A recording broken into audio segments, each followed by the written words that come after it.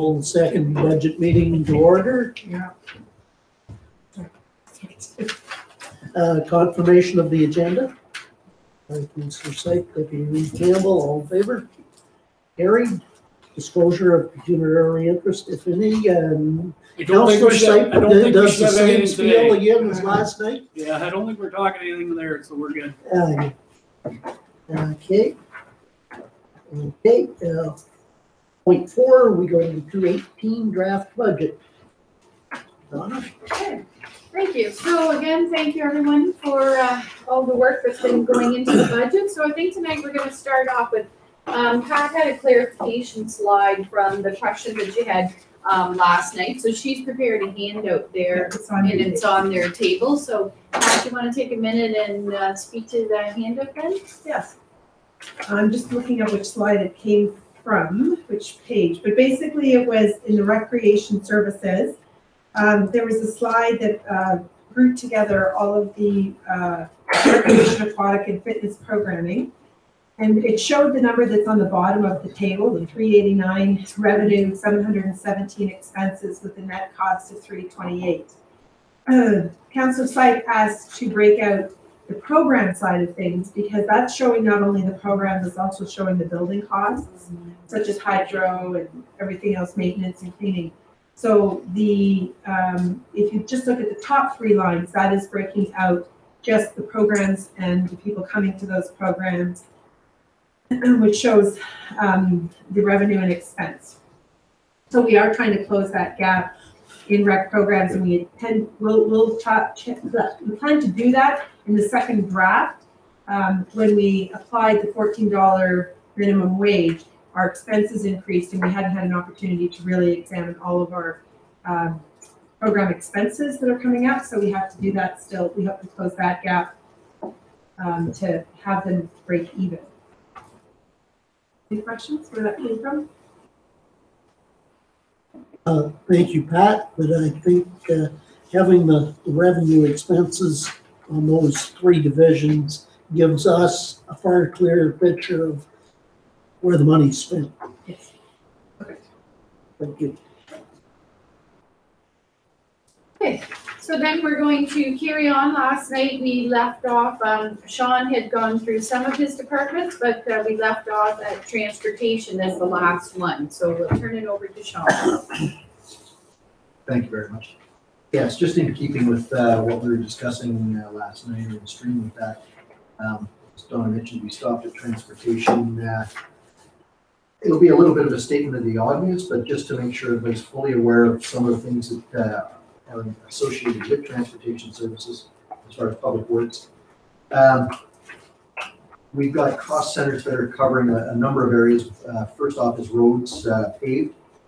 Second is any of our rural or unpaved roads. This department takes care of bridges and culverts, traffic operations, as well as roadside maintenance and repair, signs and guardrails, winter control, including not only the snow removal, but also sidewalks and parking lots. There's an administration piece that's associated with the budget. There's also the maintenance of the facilities themselves, and then we also cover the gravel pit, crossing guards. The other thing that's being taken care of by Public Works or through Transportation Services is the routine maintenance of fleet vehicles. We've got approximately 42 units, various configurations. The guys handle the routine stuff, so some of the basic oil changes, greasing, oil and cleaning maintenance, that sort of thing. We don't get into the heavy repair or anything like that, but so the routine duties are taken care of as well. Ensuring that we're compliant with the minimum maintenance standards is definitely a big part of winter control. And then I think the other piece that everybody's no doubt aware is that Public Works is kind of the go-to department for the other departments. So if there's heavy lifting involved, that's part of our function is to support any of the other departments as required. Moving on to the streetlights, we did touch it on a fair bit last night. As mentioned, we're starting now to actually receive the new LED heads. Got a couple pallets that came in, I believe, today. It's supposed to be another couple pallets tomorrow, which is good. It's behind our expected schedule, but they've made a commitment to have the entire retrofit completed by March 31st. And we budgeted accordingly, so that's something to bear in mind, that if you're looking at the savings that are being reflected in the budget this year, it's 3/4 of a year.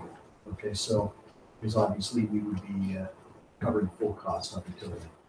And then, of course, the airport, I believe Pat spoke to that yesterday, if there's something else you want to add on that. No, I just wanted to let everyone know I sent out an email about the upcoming meeting, and hopefully most can attend on the Monday night, date, 5 p.m. in Clinton, to learn more about the feasibility study. Thank you.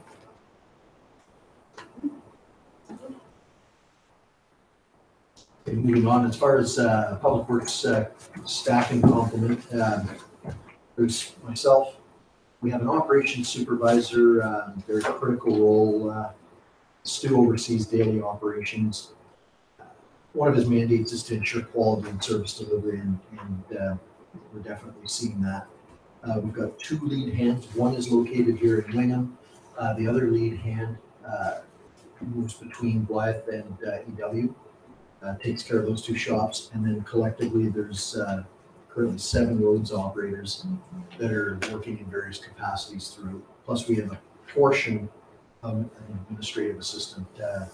0.8 of that person is applied to Public Works, and then that resource is shared. There's another 0.2 or 1 day a week approximately that she works with billing.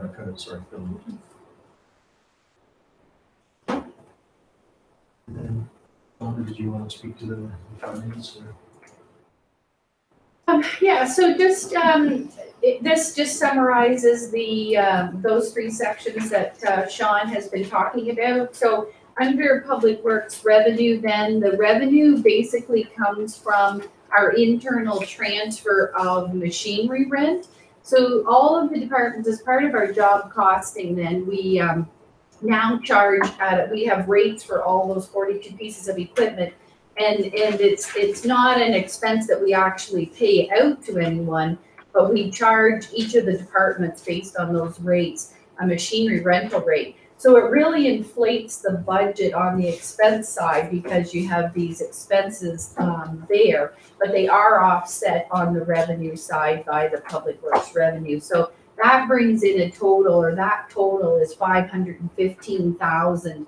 So there's $2,000 of Sean's revenue for, I think we've put it in for like entrance permits and such like that. But the bulk of it comes from the machinery rental revenue charge.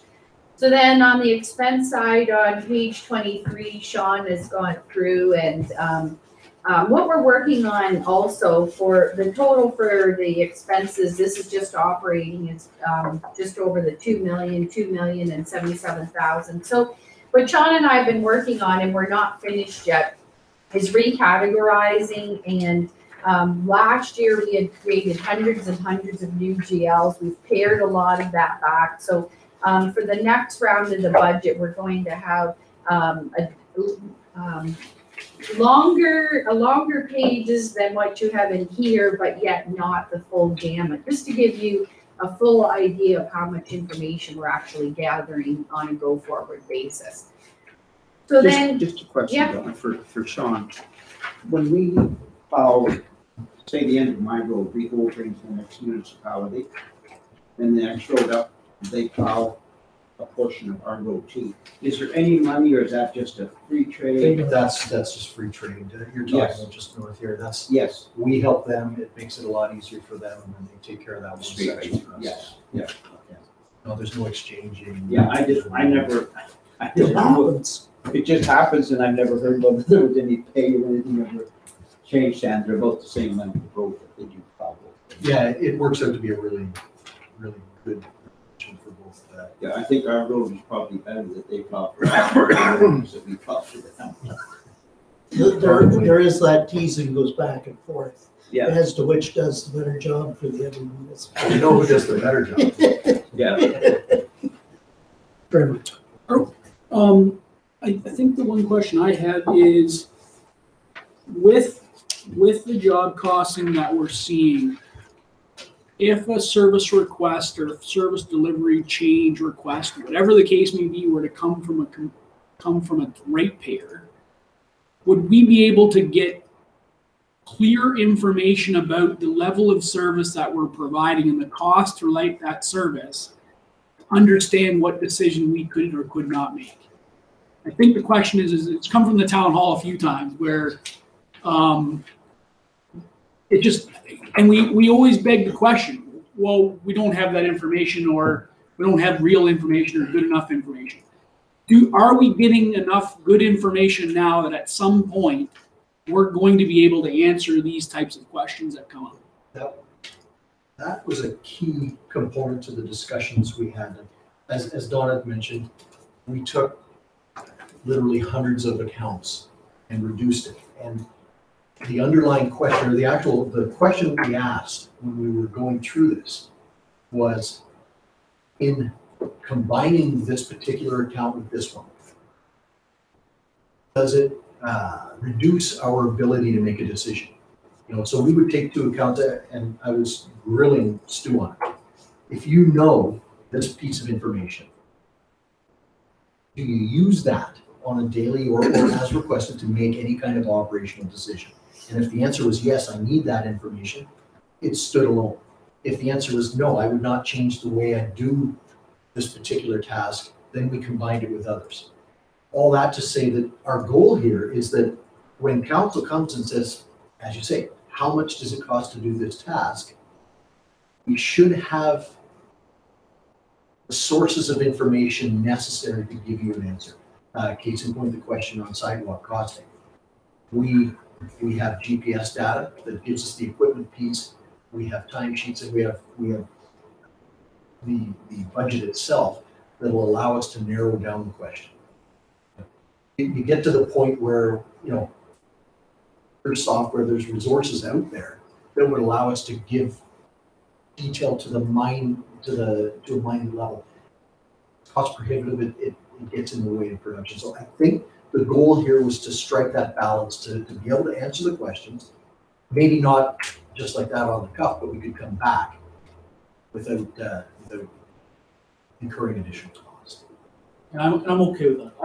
I think we need to be cognizant of the fact that the questions arise, and I think as a transparency perspective, we have to be able to provide an answer. Like we can't just continue we don't have the right data, we don't have that. That's not an option in my mind. We have to provide the data or figure out a way to get it, because we owe it to the ratepayers to be transparent in those certain costs if they're concerned about whatever the cost may be. And if I may, just to be very, very very clear on the level that we're working towards, I think there was a time when they were trying to go as far as to track. This is a perfect example, this parking lot. There was a time where the goal, I think, was to say, how much does it cost for us to do the library? What's our cost for the police department parking lot? You won't get that now. What you'll get is this parking lot costs this much for snow removal. And the thinking was that anything beyond that, we're not going to use internally. But anything beyond that was really too much detail. Yes. Or unnecessary. So that's where we're working toward. Things. Do you have a figure on sidewalks, what it costs us to do sidewalks? Yes. The GPS, that'll be a GPS, machine will be GPS. I actually have that data on a where's the numbers right here? On per round. Per round, and that's what I mean. We can build to get a more specific number. If you said January, we know that based on GPS readings, for Wingham as an example, it takes us 5 hours and 8 minutes to do one round with the plow. 6 hours and 52 minutes with the blower. So it operates slower, right? Blythe, 3 hours and 43 minutes for blade. Blower is 5 hours, 25 minutes. So then what we did is work forward from that, said, okay, we know how much we're paying. We know what the burden of wages are.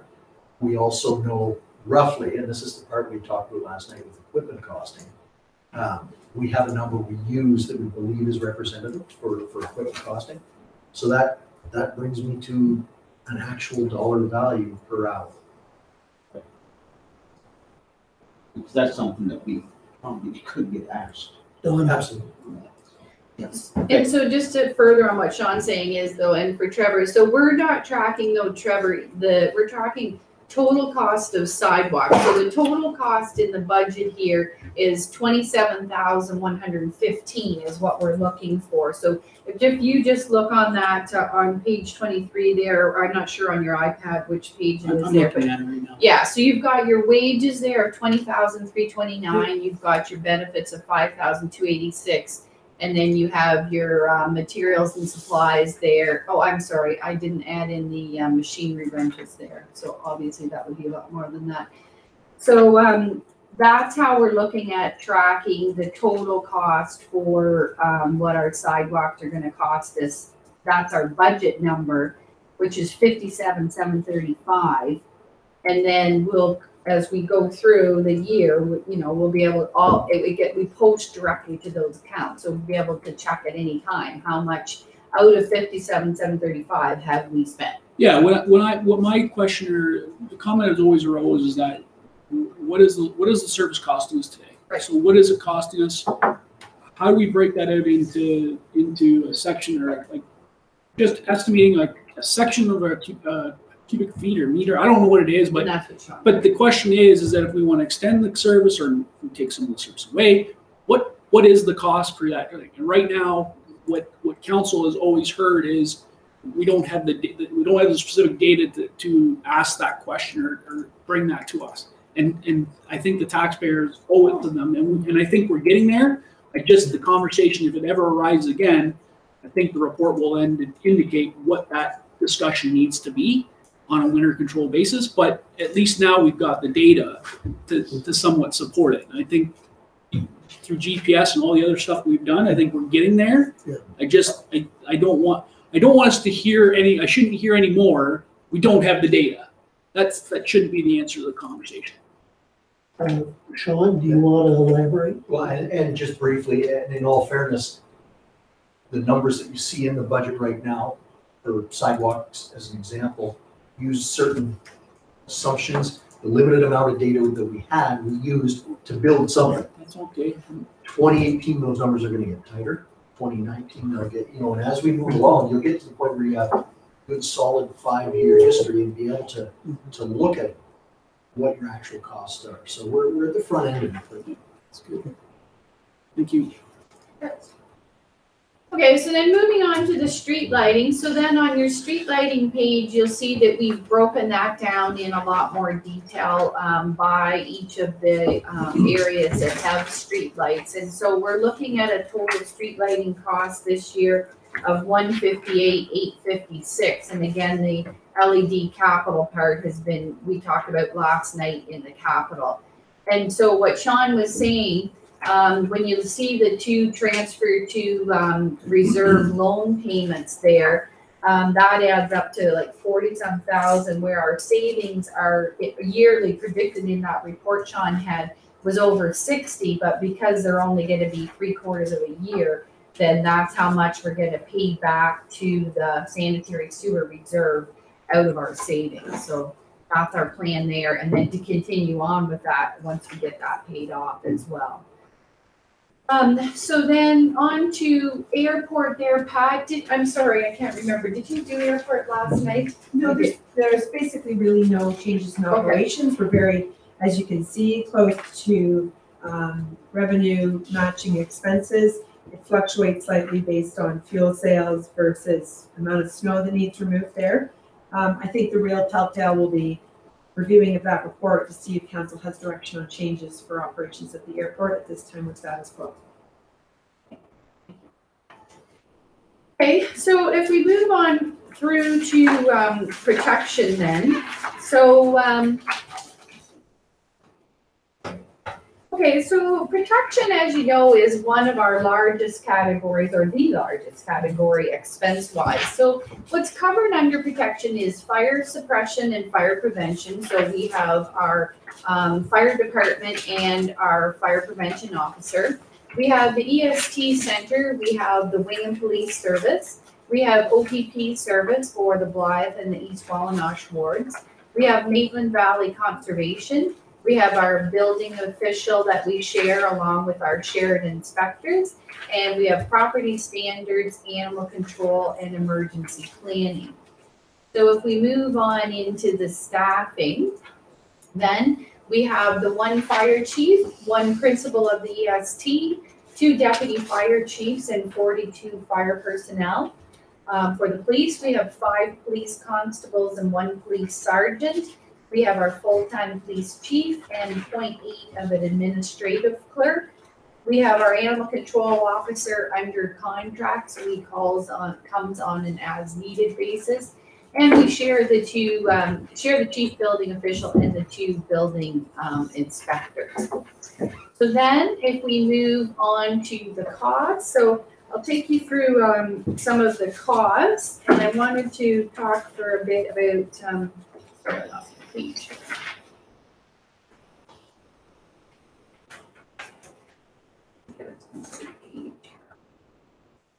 So the fire in your purple book, it's on page 14. In your iPad, the iPads are different, so it's not the same number.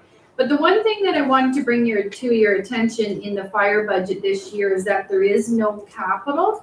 So a few years ago, as part of the agreements that we have with our partners, we had set up that we, in the beginning, it was a much larger amount that was being transferred to long-term capital for asset management replacement.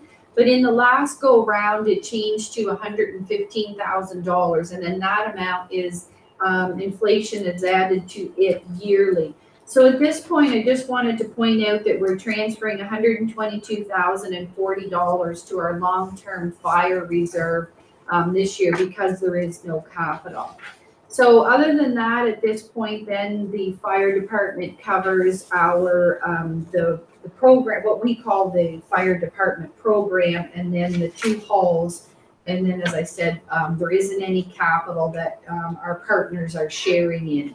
And then the revenue, our agreements with our partners is also updated and increased yearly by the same amount of inflation that the expenses are. And a few years ago, we entered into that agreement with Firemark to recover from fire through insurance. And so we've been quite successful at that.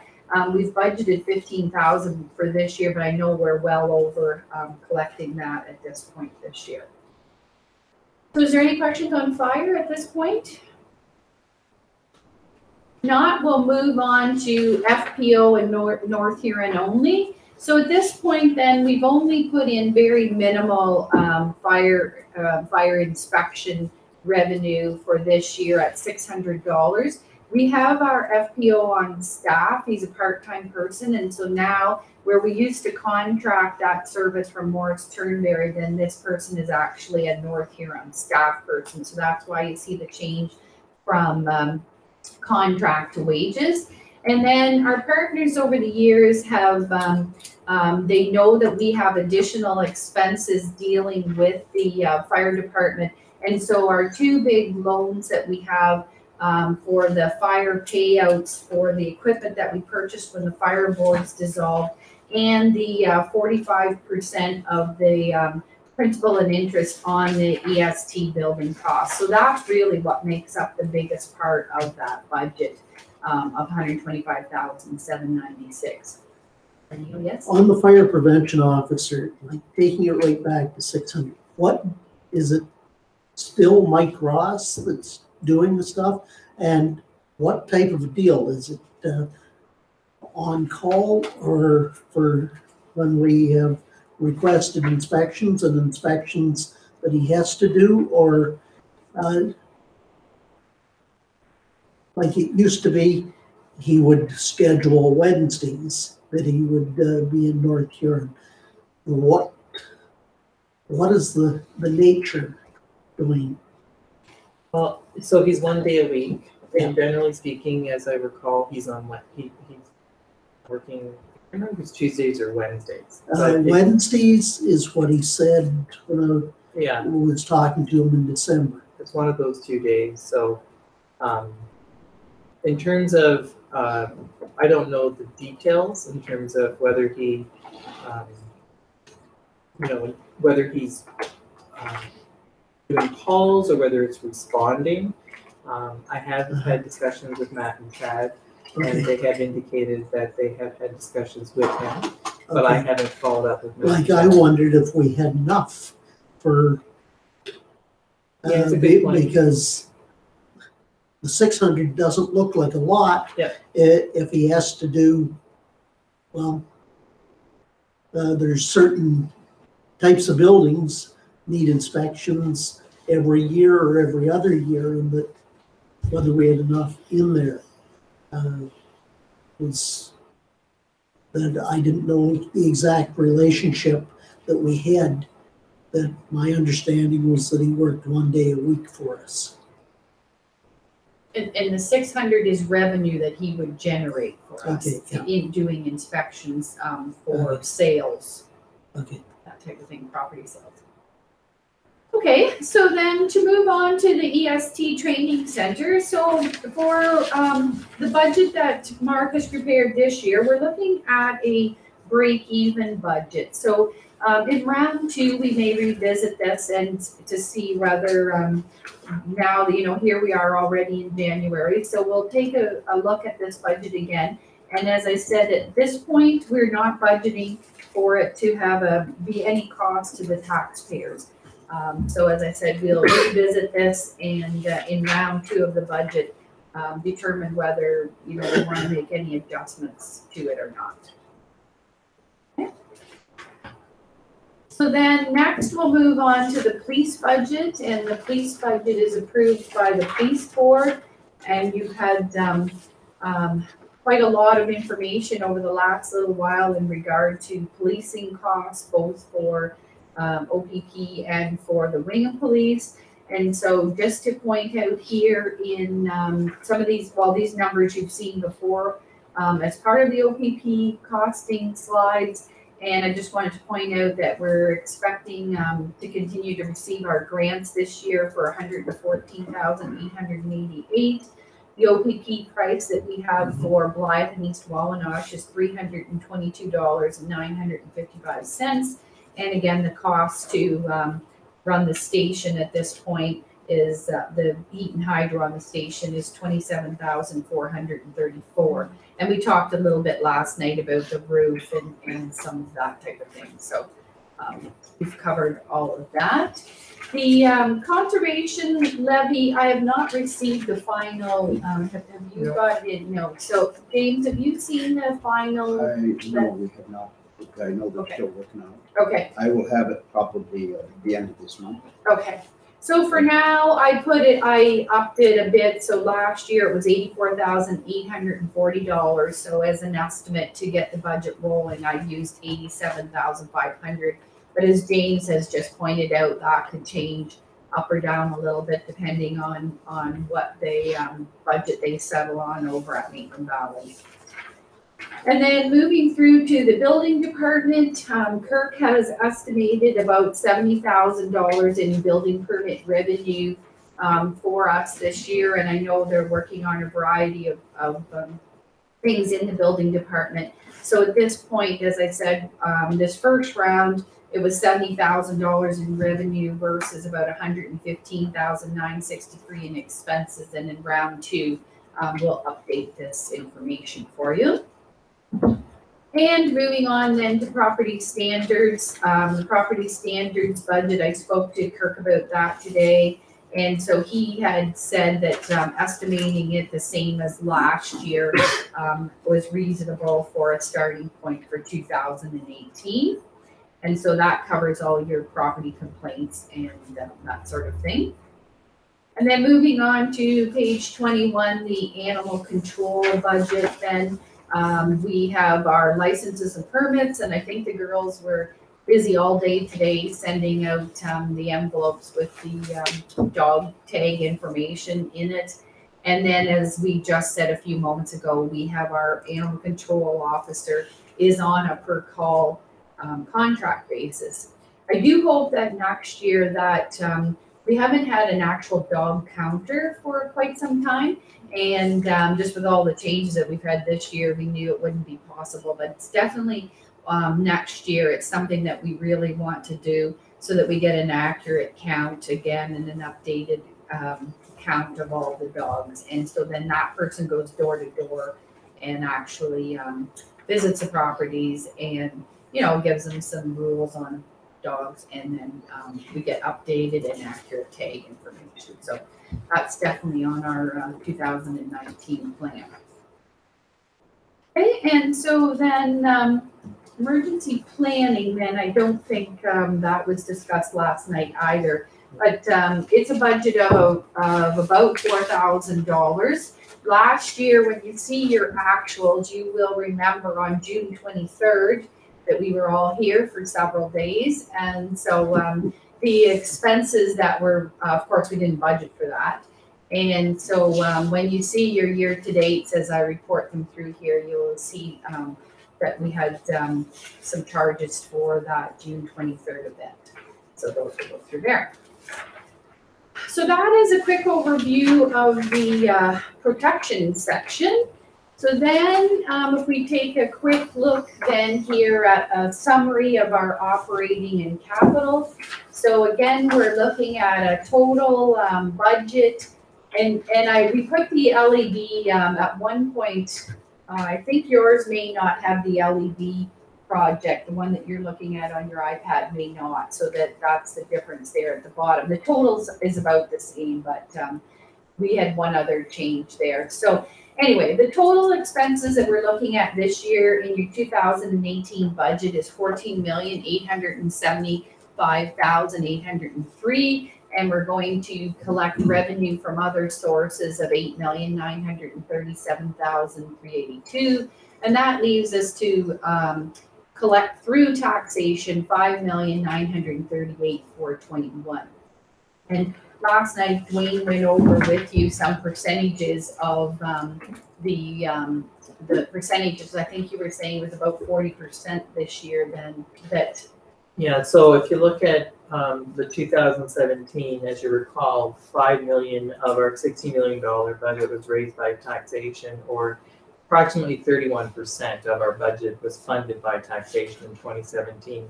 What this is showing is that in this draft budget, $6 million, 5.9 of a $15 million or 4.8 million would be raised through taxation, which actually would raise the funding portion to about 40%. So you'd be going from 31 to a 40%. In 2017, 31% of your budget was raised through taxation. In the draft budget, 40%, bearing in mind that that's a 14.49% tax increase as it's currently drafted. Okay, so as we move forward, then some of the next things we would like to talk about is direction on what council would like to see in and out of this budget. And then we have a number of slides here that Dwayne is going to speak to you about for topics of discussion. So just also to keep in mind, though, that 14.49% is made up of about 5.68% increase in operating and 8.81% increase in capital. So that's the difference in year over year in how we arrived at the 14.49. So at this point then, Dwayne, do you want to go through the topics of discussion, or we're looking for direction? So as Don has indicated, essentially as staff, we identified some topics of discussion that we'd like to get some feedback and input on from council. We're not limited to these topics by any stretch of the imagination. So if there's anything else anybody identifies or feels that we want to talk about, by all means. But just as a starting point, maybe a bit of, so as we know, council will need to make a decision regarding the OPP costing for the Wing Ward. And that decision needs to be made by March the 25th. So as you know, and as I've indicated last night, we have a public meeting scheduled for January the 17th. The plan is that I will have a written report for council at a February meeting. which will allow council basically 4 to 6 weeks to deliberate and ultimately make a decision. And then whatever that decision is will then need to be communicated to whoever is affected. So that is a decision that is going to potentially impact, as I've indicated before, the draft budget that is before you. In terms of the facility assessment, that has been completed on the museum. In the coming weeks, we will be bringing back a report for our council in terms of council directed or asked for an options report. So we're going to, more specifically Pat, is going to take the lead on preparing an options report.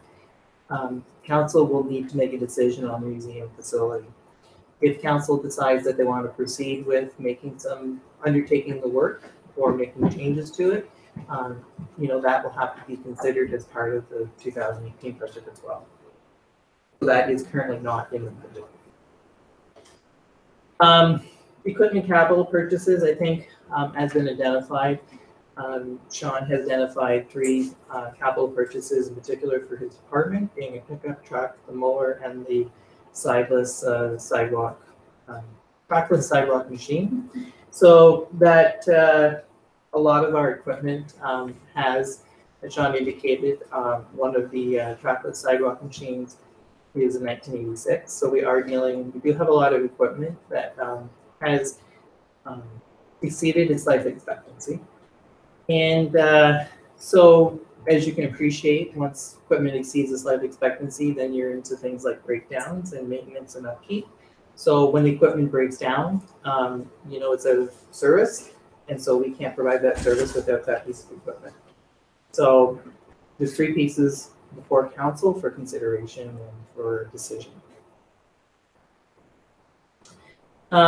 Regarding the Mill Street project, just in terms of if, as we discussed last night, if the application is not approved for the OSIF top-up application, then councils will need to decide whether or not they're going to go ahead with that project, in particular the next phase of the project. As indicated last night, if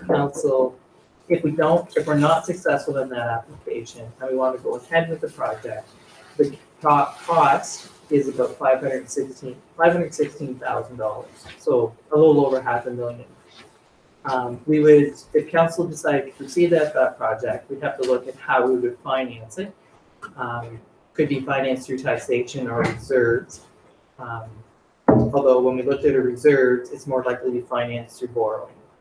So in addition to the $250,000 that we currently have on our debt obligations, we also have, as we discussed last night, 235 owing regarding the Black and White Hall. We have those ongoing commitments, for example, to the hospital of $50,000 until 2020. So that all needs to be factored in. And this, if we were to decide to proceed with this, would be above and beyond. This would be additional debt that we would be incurring if we decided to proceed with the project. In terms of if we're successful in the application and we decide to proceed with the project, there's an additional cost that would impact the 2018 draft budget. Pat's already spoke to the airport feasibility study. We will wait and see what that study says, but we're anticipating that we will be back here at the council table with recommendations, and we'll be looking for some council direction on that.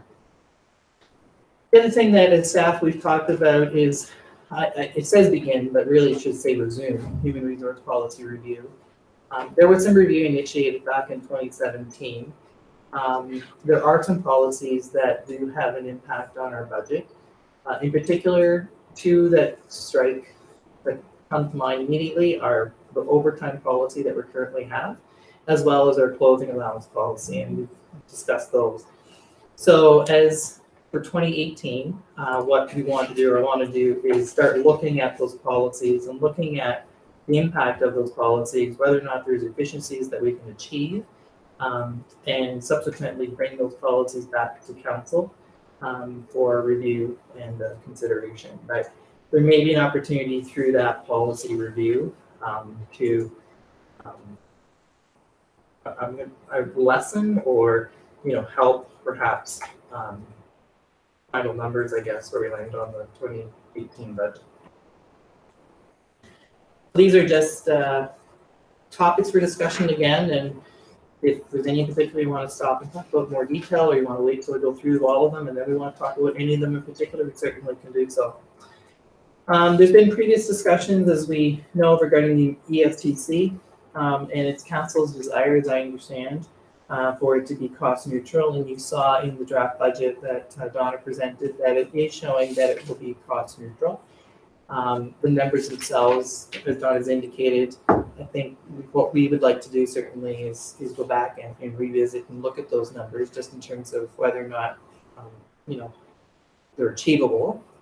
But I guess the question that council needs to consider is in terms of, how long would council allow the EST to operate at a deficit? So if we didn't achieve, if in 2018 we don't come out as revenue neutral, how long does council want to continue with the ESTC?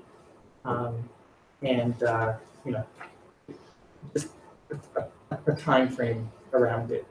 How much time do you want to allow or give to, and once that, whatever time period is, once we reach that time period, then, council will have to start looking at, if it's not performing to what council wants us to be performing, then we need to look at, the future of that facility. So in terms of the Wyndham Trailer Park, we talked about, we haven't talked about it, but I understand it has been talked about and there has been a report before council. If you look at your budget, you will see that the trailer park is costing you money. There may be an opportunity there, and I understand this has been discussed as well. There may be an opportunity there. Essentially, it's a recreational use that is taxpayer dollars are going into a recreational use that is benefiting a limited number of individuals. So it's essentially, for lack of a better word, a service that we're providing. The question becomes, is that the most efficient use of that piece of land? I know this has been mentioned before, but we do have a shortage of land for development in Wyndham in particular. We are working on some initiatives in terms of trying to get some land open for residential development, but there may be an opportunity there if council so wishes. So, that's been discussed before. It may be worth one perhaps revisiting again if council wishes. Garbage and recycling collection, I know Councillor Syed mentioned this last night. My understanding is that there was a report that was brought to council that was showing the potential for savings. Council decided to maintain status quo. Does council want that to be reconsidered? Trails and the bridge, and we talked a little bit about this last night. Pat did talk about recreation and culture. I think it's 38,000, Pat? 30,500. So, in terms of this council, is that a priority for council? Does council want to spend 35 on that bridge? And if so, we as staff would like to know that so we can start planning for that. The house and dam, we've already talked about that. Basically, the house and dam is going to either, I think really what we're going to come down to is, do we repair or do we demolish? Regardless of what option you go with, it's going to cost you money. That's just the plain and simple. So that is a decision at some point that council's going to have to make. And why I'm mentioning these things to you is because we're looking at the 2018 budget, but we also have to take into consideration beyond 2018. Because if we bring back the report, if Sean's work, there's a stability report right now that's being worked on. Sean's going to be bringing back a report on the 15th with more information in terms of the status of that particular project. But potentially, depending on what that report says, in 2019, you are potentially looking at a budget impact. So in terms of making a decision in 2018, you also have to think about 2019 in terms of if you know that you're going to have this potential impact on your 2019 budget, then you might want to make some different decisions on your 2018 budget. I'm just throwing that out there. Mainland Valley Soccer Field. This is a soccer field, as we know, that I understand it's on MVCA owns the land. We do incur costs for it. I don't know, and what we might want to consider is a report in terms of, do we need that, usage and all that sort of stuff. We do have a number of great soccer fields elsewhere in the municipality. Do we need, is this a soccer field that we need? It is costing us money. Right? Not great dollars, but It's not great dollars. It incurs about $4,000 to maintain the field. Yeah. We do get rent from it, but I guess it's an odd scenario in that the land is owned by Maitland Valley, located in Morris Turnberry, and operated by North Huron. So then we turn around and pay the tax on that land to Morris Turnberry as well. So it's sort of a strange scenario, and I'm not sure how we got here, because it's been inherited for a while as the Galbraith soccer field. So it may be something we need to look at partnering with Morris Turnberry more on, or eliminating it as a field. We'd have to have conversations with Mainland Minor Soccer and see, now that there are new fields up by the high school, is this one still necessary? Yeah. Forever. Just, we pay the taxes on that through the levy, through Maitland Valley? Because Maitland Valley owns the land, right? We pay it to Maitland Valley. We pay it to Maitland Valley, so there's no cost for us to lease the land from them, except that we pick up the cost of the tax. Okay. So that's how that works, and then they pay the tax, but that's where it's going, yes. Okay. Correct. so just a question, it may be something that we might need down the road, because the live soccer fields, half of it's been gone now. I'm not sure what live is going to do as far as soccer. I think it's gonna go back. Is it? I think they're restoring that back into soccer field. Not me. I'm not sure. I've heard the thing that there might be another soccer field across Highway 4, but that's just idle gossip. No statement was made that they were going to still have the soccer field. There'll be one, but not. One, but not two. There's two there now. I don't. Trevor. That, like, again, that might be a that might be a conversation with the minor soccer, somebody within it. They obviously know their what their needs are and what facilities that we have, and that might help us determine what or if there is anything that we can do, and that obviously we don't want to turn away the service if we don't have to. But in hindsight, that we have to be cognizant of the fact that, and I think ultimately at the end of the day, I think some of this has to relate to this master plan we talked about yesterday, of all the services and all the offerings that we have about demographic and all that stuff that will come into play on how many certain things you will need. And it can flip as easily as, okay, are you going to play softball, hardball, or soccer this year? And that every 2 or 3 years, there's a flip in there on certain age groups, as Pat has seen over the years. Sure. Yeah. But that's definitely, as just to comment on what Trevor is saying, is that that is the type of information we gather from a master plan. What do we need 5 and 10 years from now, so we can be prepared and not renew leases if we don't need that space, and have a conversation with Sparlings about what is needed and why. They have always supported the soccer fields there. So the other one that we've already talked about last night, review of fees and user charges.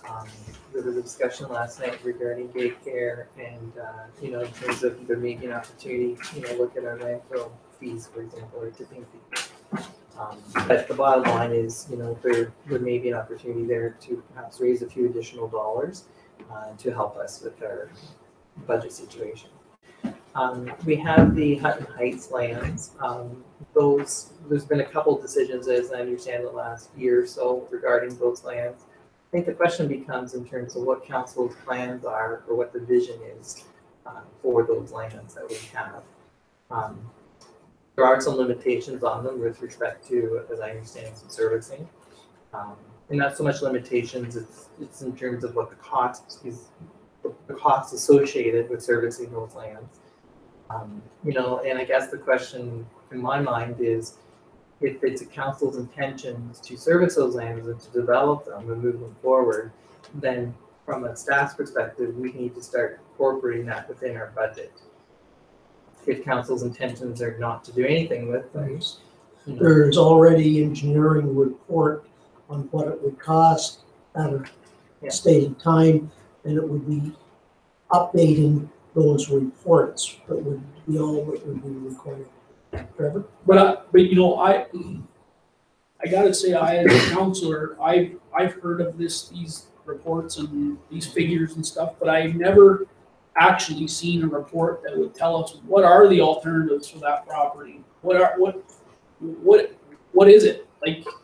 What is our actual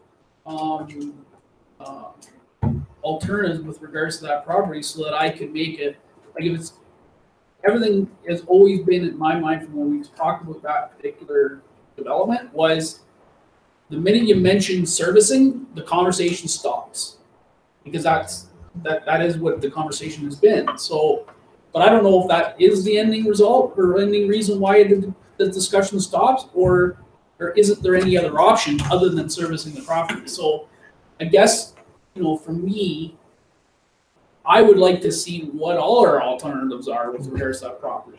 And if it's not servicing it, whatever the case may be, let's get a encompassing report that tells me that, so we can make a decision on whether we move forward or not. Right now, I couldn't tell you.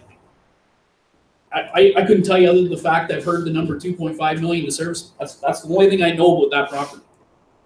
Well, it was just over 2 million when the report was originally done, and that there's extrapolating those out for the inflation factors since the original report was done. But the thing of it is, if somebody wanted to go ahead, and that basically at the time it was done, that it would, for a developer to have some profit out of it, it would have been towards $40,000 lots. But they would have been just as big as the lots that are there now, that are big enough for a septic system, where the Beldman section, that he could go to, if there was a sewer system, he could go to, I believe, 16 lots rather than 11 or 12 that were laid out, and he's been handcuffed by county Board of Health regulations. So my question is in that area, in order to develop it, is it a requirement for them to attach to our service? For the county planning department, yes. So the county planning department is saying that They're saying that it is attaching to urban development, and that the county has said for, I think, 14 years that it has to have municipal sewer and water. Okay. Not us. Right. So I guess my question is it not necessarily a discussion here, but okay, delegation of whatever, let's have a chat with the county to say, what's your reasoning behind this, and what all that laid out, so that development's development, right? Like, it's taxpayer money, it's cash, it's taxes. I understand regulations and health and get it, but, you know, I also understand that before municipal water, we had sewers and wells and nobody's physically Septic and died. well on the same small lot. So I think it begs the question, but that's part of the discussion about what our alternatives are and who are the roadblocks to those alternatives, and how do we start the discussion, or at least the communication with those people to say, you know, if we can get some movement here, we could see some development and everybody could help out. Because we just had a meeting 3 hours ago about looking for land, looking for development, looking for housing, looking for all that type of stuff. If we can help ourselves by developing our own resources, why wouldn't we be doing it? I think the county has handcuffed us here, They have. very And much so. Yeah, but There's another township that has had great development in their hamlets. And that I view this the same as the hamlets in some of the other municipalities that are being let go ahead. So that begs the question, and I think that's the conversation I think we need to have a report and then have somehow conversation at the county level to say, you know, we're seeing this as a problem. Are you willing to listen? Is the question. Not maybe you're not willing to make a change, but at least are you listening to our issues that we are facing with regards to development, and at least start the conversation as opposed to not, because we haven't had the conversation, and other than tonight, I wouldn't have known that there was a county thing that was the holdup. I wouldn't have known that. 10 years ago, there was an extensive conversation at the county level. Were you involved at all? Okay.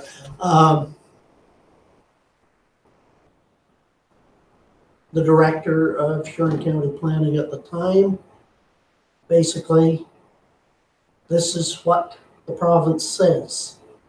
And it was very restrictive, but that was the interpretation Huron County Planning took at the time. Yeah, and if county's taking the initiative to say, well, it's based on the provincial policy statement, well then just keep going up the ladder to figure out who we need to talk to make the discussion. It's fine to pass the buck, but at some point the buck's got to stop, and we have to have somebody to talk to move it forward. If we can't obviously, in the right way, in the right financial way, service a $2 million investment in that crop to get what we need, if there's ways that we can do it otherwise, we need to figure that way. And I think those conversations need to start, at least preliminary, to see where we can go. And as well as what the township owns there's 2 other property owners that would like to move forward too. So that I think both of them would be happy to talk to a third party. Well, I'm just gonna say, but this is the sort of thing, for example, that if council wanted to move on this, then council would need to provide direction to staff. Right now, that's sitting, and staff are not doing anything regarding it, simply because we don't have council direction. So that, again, is a topic for discussion in terms of, maybe just on a final note, the public works facilities, I don't know the status of this, other than I understand that the former public works director, there was an architectural firm had been retained to do a review of our public works facilities, and at the time, or when that individual left the municipality, the work stopped for whatever reason. I don't know whether council stopped it or just the fact of staff turn. I don't know. It was staff turnover. Okay, so that work stopped. And the architecture, the firm it's in limbo right now. So the question for council is, in terms of, do you want to direct that work resume? Do you want to go in a different direction? Do you want to, I don't know what council's thoughts are around that. So these are just, again, topics for discussion. and by all means, this is not exhaustive or limited, but as we work through the 2018 draft budget, these are just a few of the things I think that as we go forward that we need to keep in mind in terms of what may impact the 2018 budget, what 2019 or 2020 might look like, and kind of, I'll call it the unknowns in terms of the report study, for example. You know, we'll wait and see what that report says, but you know, it'll come back to the council table, and you know, certainly I'm anticipating council will have some decisions to make around that study. So I think we've had enough change in the public works staffing that we would maybe look to Sean and the operator to maybe bring, follow up what has been done, if as to preliminary, and whether there's even the start of a report or in the works or whatever, and if they could come back as to how they seen it fitting in the long term. If that's okay, Sean? Do that. Thank you. James, Could we have, I think Sandra Weaver now is at the top, right? yes, Could we have Sandra come and talk to us on Hutton Heights? yes, Just to open it, just to bring us up to date, there will be a report from Ross. I believe it would be DM Ross has done all the the water. engineering reports on water and wastewater. They would have a report of and- what their figures are. I'm not sure. I think that there was preliminary figures into actually roads too, were actually figured in on that as well. So that basically it's going back to the old report, and that depending on how seriously we're looking at it as to what we pull out and bring up to date. yeah, so just building on that in terms of, so if council decided that they wanted to proceed with doing some work around that, you know, it may involve engineering costs and that sort of thing. We would need to build that into the 2018 budget if that was council's wish. So these are the sort of things, for example, that But we really if don't. we could have some direction from council Yes, in we terms don't of. give any open lands in Wayne. Where some homes on right now. There's a few lots, but there's not many other than the one up at the school, but I don't know where it's going to go either. Yeah, you know, I don't know that, you know, it doesn't cost us any money to talk. In the sense that if the barrier to development was that at the time, then that's I guess I don't know previous councils thought about what the barrier was, or if it was twofold, the 2 point whatever million, or the fact that the county said you needed to do the 2.5 million or 2.3 million. So I guess my question is, from Dwayne's perspective and asking for direction, opening up the discussion, I don't know what would add any more cost to the budget under the fact that it would give us it would allow us to simplify the understanding of where we need to go in order to start the process. I don't know, like I don't see, even if we started the discussion with the county tomorrow, I don't see it impacting the 2018 budget at all, in my mind. Like the only impact, so from a county planning perspective, it wouldn't. But if the engineering report is dated, the engineering firm may say to us, So much that needs to be updated because standards change. Right, but what I'm saying is that if the county's position through the discussion hasn't changed, then it doesn't matter if that report says 2 million or 200,000. it's a conversation that we still have to have. So I think, for me, it's about the conversation about what our alternatives are, whether we need to be municipally serviced or not. And then we can at least make the judgment about how it best fits on the planning side and how it fits in development and all that other stuff. So I think, the discussion to me is more cost prohibitive is not more cost prohibitive than just putting in engineering. I don't think there is any need to put any more engineering into this thing until we know that there is only one way, and the one way is service to the municipality. Because if there is other options, then those can be development costs as opposed to municipal costs.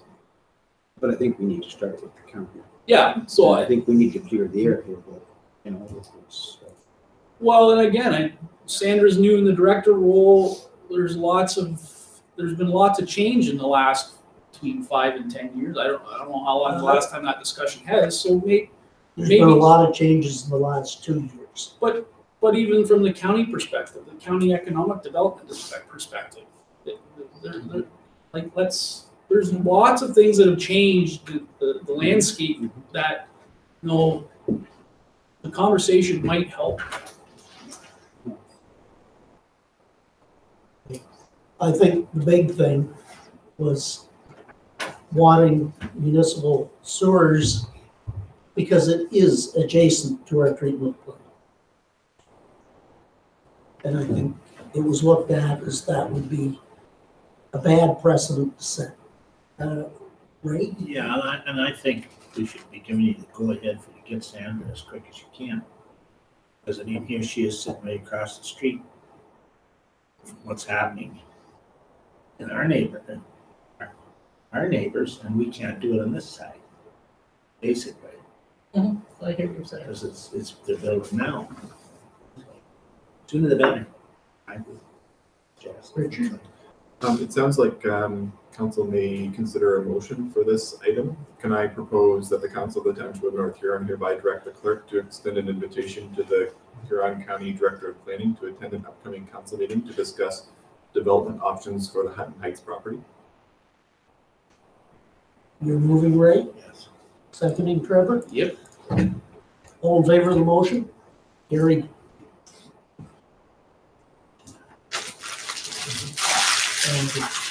Let's move on.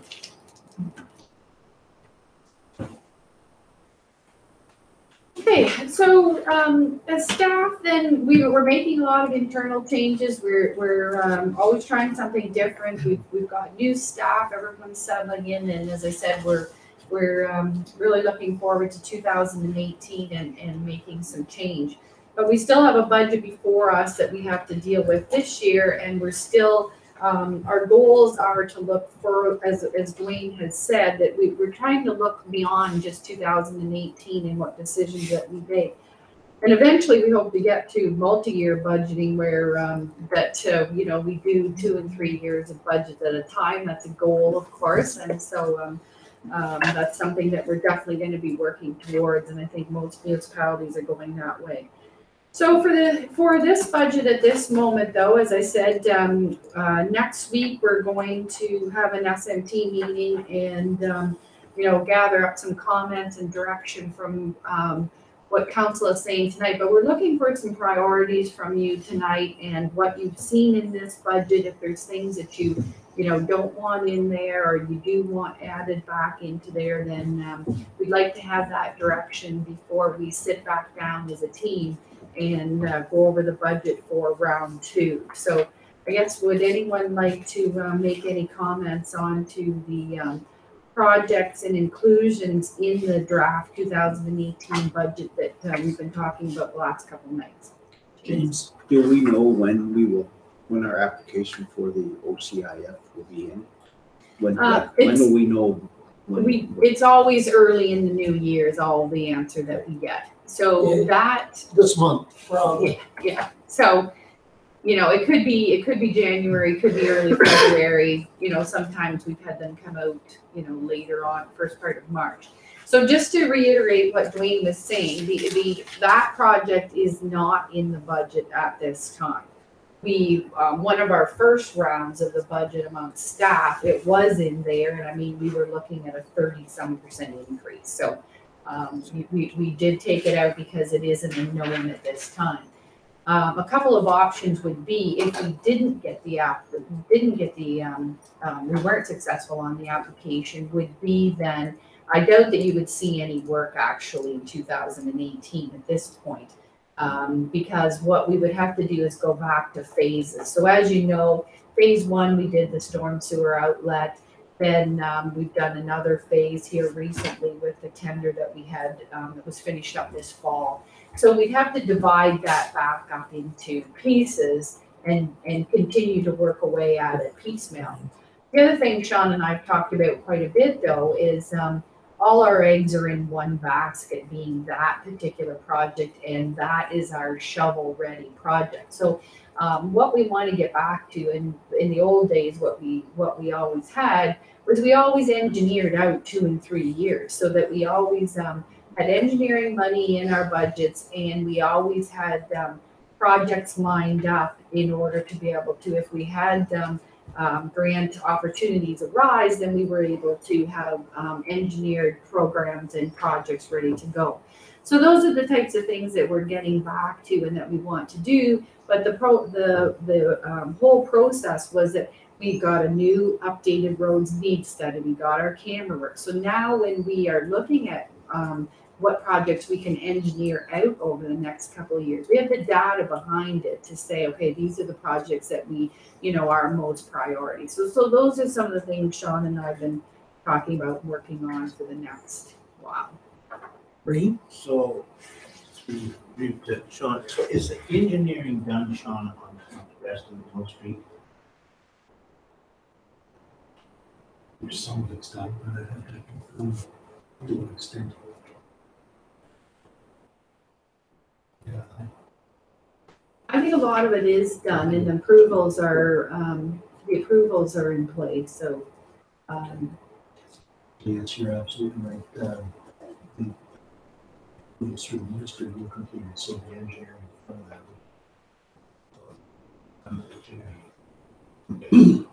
Yeah. So it don't have to deal with that on top of. No, we move quickly. So in the budget, you still have to put the top coat of asphalt on. That is correct. Yeah, okay, good. the other thing that Sean and I'll be working on too is that by taking Westmoreland Street or Mill Street out, then we're not meeting what we want to spend for water. So water and sewer have money. That's what we've been saving up to, to be able to do some projects. So next round, we'll be taking a look at what projects we could add into the budget, though, that would have no effect on taxation. So then that would mean that there would be no storm and no road work, basically, to do. So there are a few projects that we might be able to do to still boost our capital spending to meet our gas tax spending requirements, but yet not affect taxation. That's the whole point at this point, is we're trying to reduce the taxation amount. So those are a couple of other things. But in doing that, I'm looking at Sean in that conversation about we don't want to dig up a road or something we just paved. Like, how do you do a water and sewer without taking out a road? It wouldn't be a water and sewer. It would be renovations at the plant or upgrades. Oh, okay. It would be okay. That type of stuff. Or something Okay, I like get it. that. I got you. Not, Okay, I'm trying to think of what other projects we're are not there. gonna dig anything out. I promise you. And this is maybe an unfair question to Sean, but the water tower, as to the stability and everything there, that there was falling inside it, I understood. But that would be a purely water. That's correct. And that's specifically been identified in that whole master servicing plan. That's a fairly significant portion of that entire That's thing, a big burden. And that's underway as we speak. which is underway. That's correct.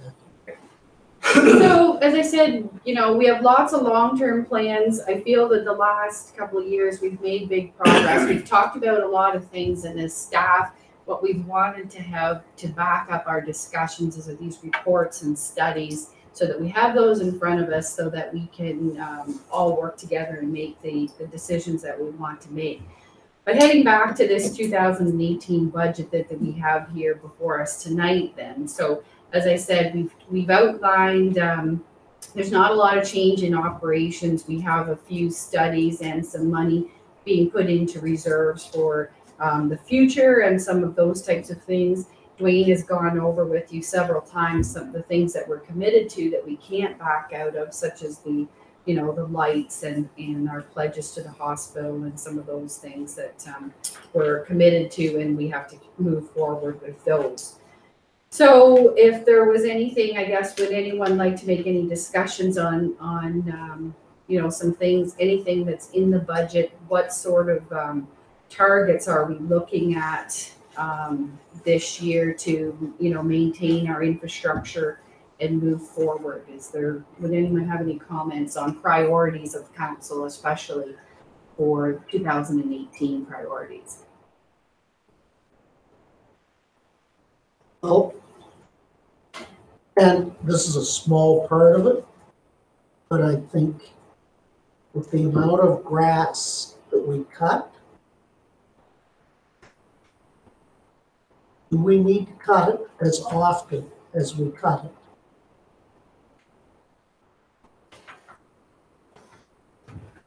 It's roadside or parks. I'm talking parks. James. There is a grass, and the Conservation Authority, as long as you're using this grass, it doesn't take near the cutting. There's certain types of, let's say dwarf clovers, that you can get away with 2 cuts a year. Admittedly, the seed is very expensive, but Trevor? What we're talking about here is operational effectiveness, right? Mm-hmm. And to me, what I'm thinking is anything that operationally can be, because if we're not changing our operations in this budget, like in this draft, if senior managers with the help of their staff can come to us with a change in operations, which obviously will affect the level of service that we often provide. But if they came to us with those types of suggestions or recommendations that might help with this, establishing the fact that I honestly, in my opinion, do not want to touch anything in capital, only because that seems to be the first thing we've ever always cut. And we're now in a position where I don't think we can cut it anymore. But these operational efficiencies, I know staff say we look at them all the time, but I'm wondering if they relook at it and they come with those types of things that at this point we can't not listen to it anymore. I don't think is. But these efficiencies need to be somehow implemented this year. Like it's not something I'm not asking staff to come back with a recommendation for somehow efficiencies that are going to change 19 and 20. I need something that's turnkey that we can do relatively quickly. And those types of things might support some changes to the budget. But council, I don't know that we can ask that, other than the fact that we can ask the managers to relook at their operations to somewhat change how their effectiveness or their efficiencies of it. And maybe it is a reduction in the service, but at least then it's communicated what the reduction in service and why, as opposed to and then council needs to decide whether we're okay with that reduction of service. So on that then, so one of the reductions of services that we've had that was on the previous slide, which is the recycling contract. So We talked about that, it's very, very common amongst municipalities to go to bi-weekly recycling. So that's a pretty painless one.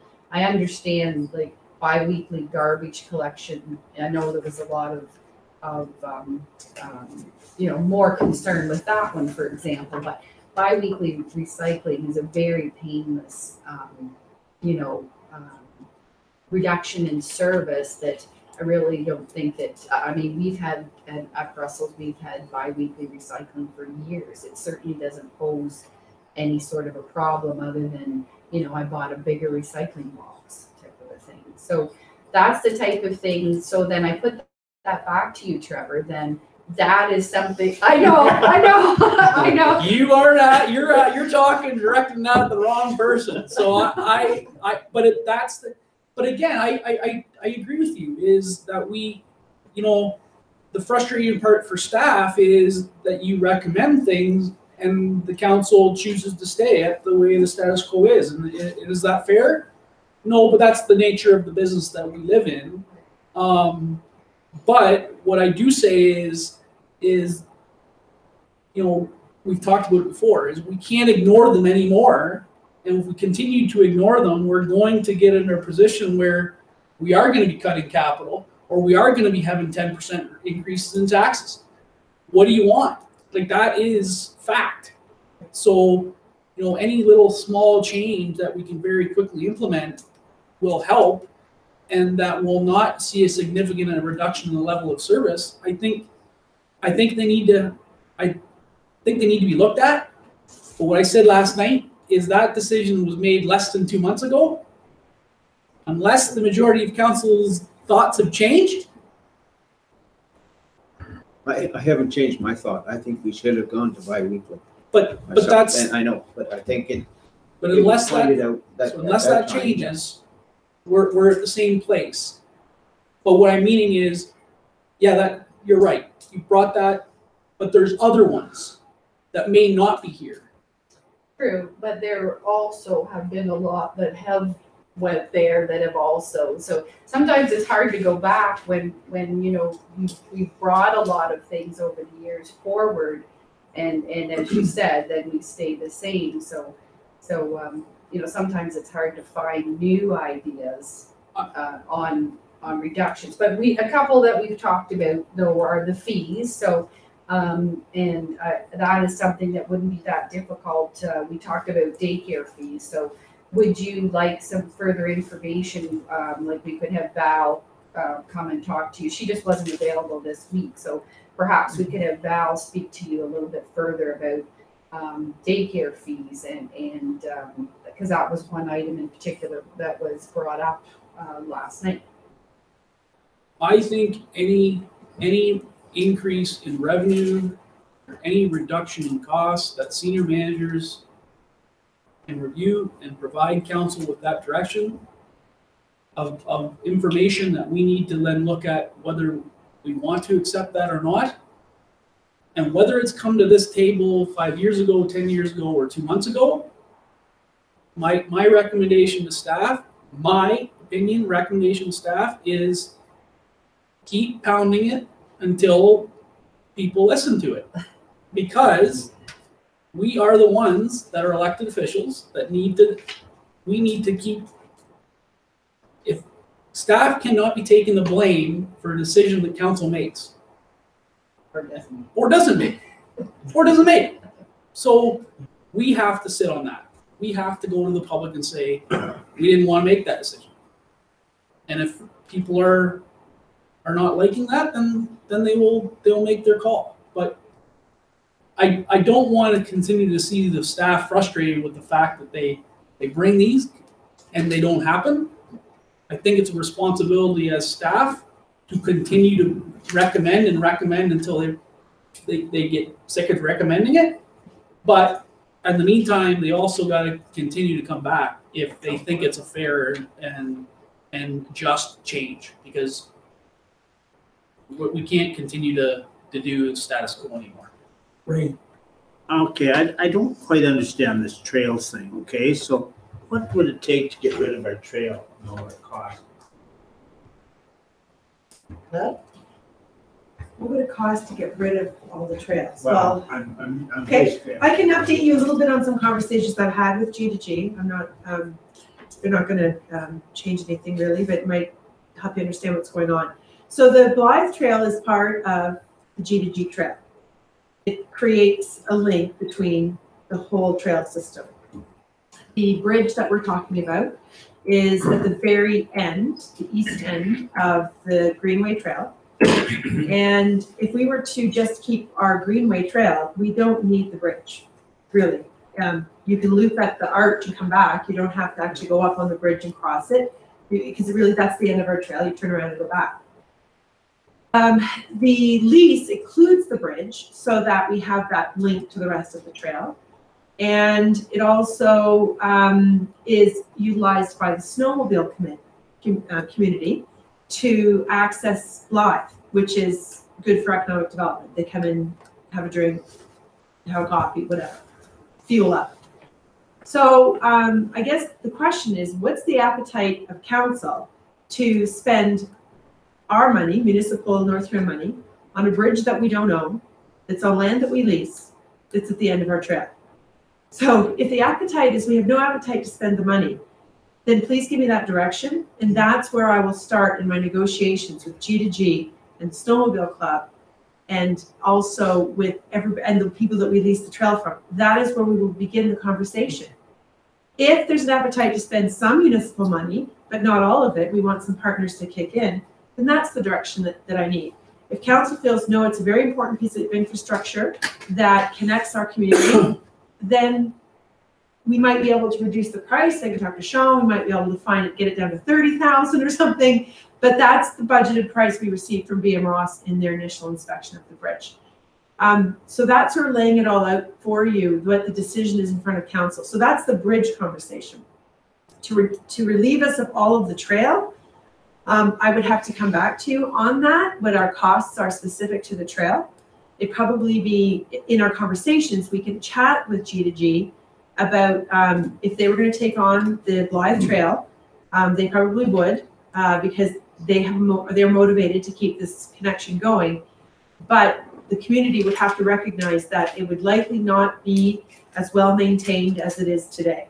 It would be lesser maintained, but it would still be a trail through the community.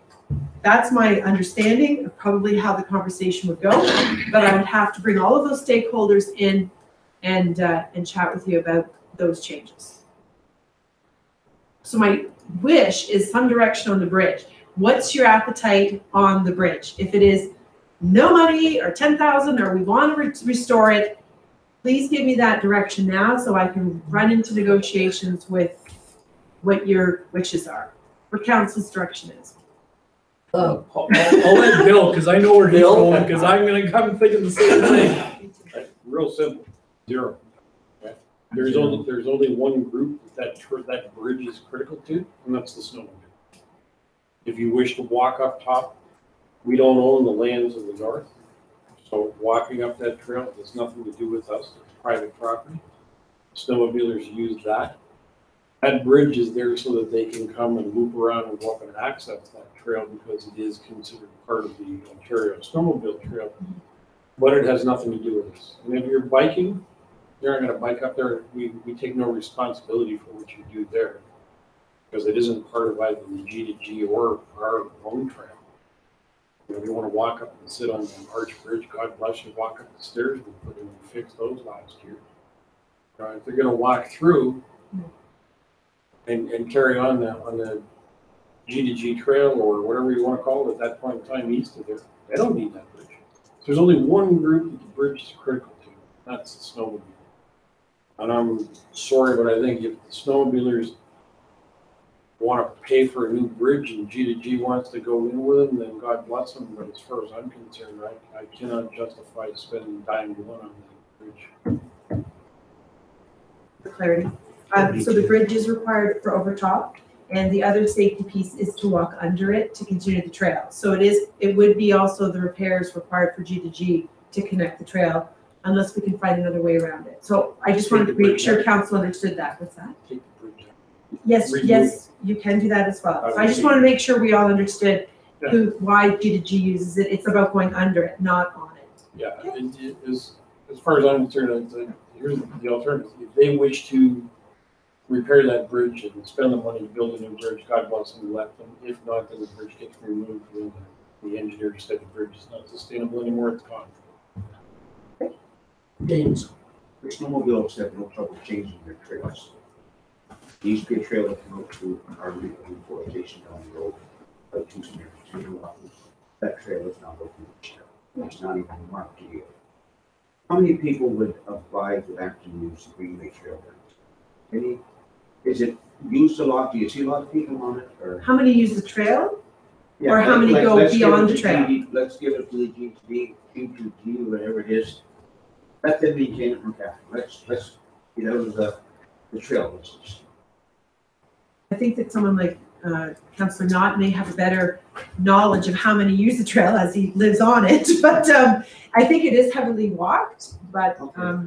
but I haven't got a number count for you. Yeah, no, I just, if you see, Yeah. well, Bill maybe knows, if you see, do you see other people on it or not? Like, This year, there's probably been a few more people on it than in the past, but it's predominantly local people who walk their dogs. When we manage to keep the ATV guys off it, you'll see more people walking. But quite honestly, I very seldom walk it myself anymore because I've almost been run down by guys on ATVs walking my dogs. So I mean, it's just not worth the hassle. It's safer to walk on the streets than it is on the trail. You know, I had 4 of them come off of the little side trail last year and almost ran over top of my dogs and me. And they wanted to yell at me to get out of the way. Not a good thing.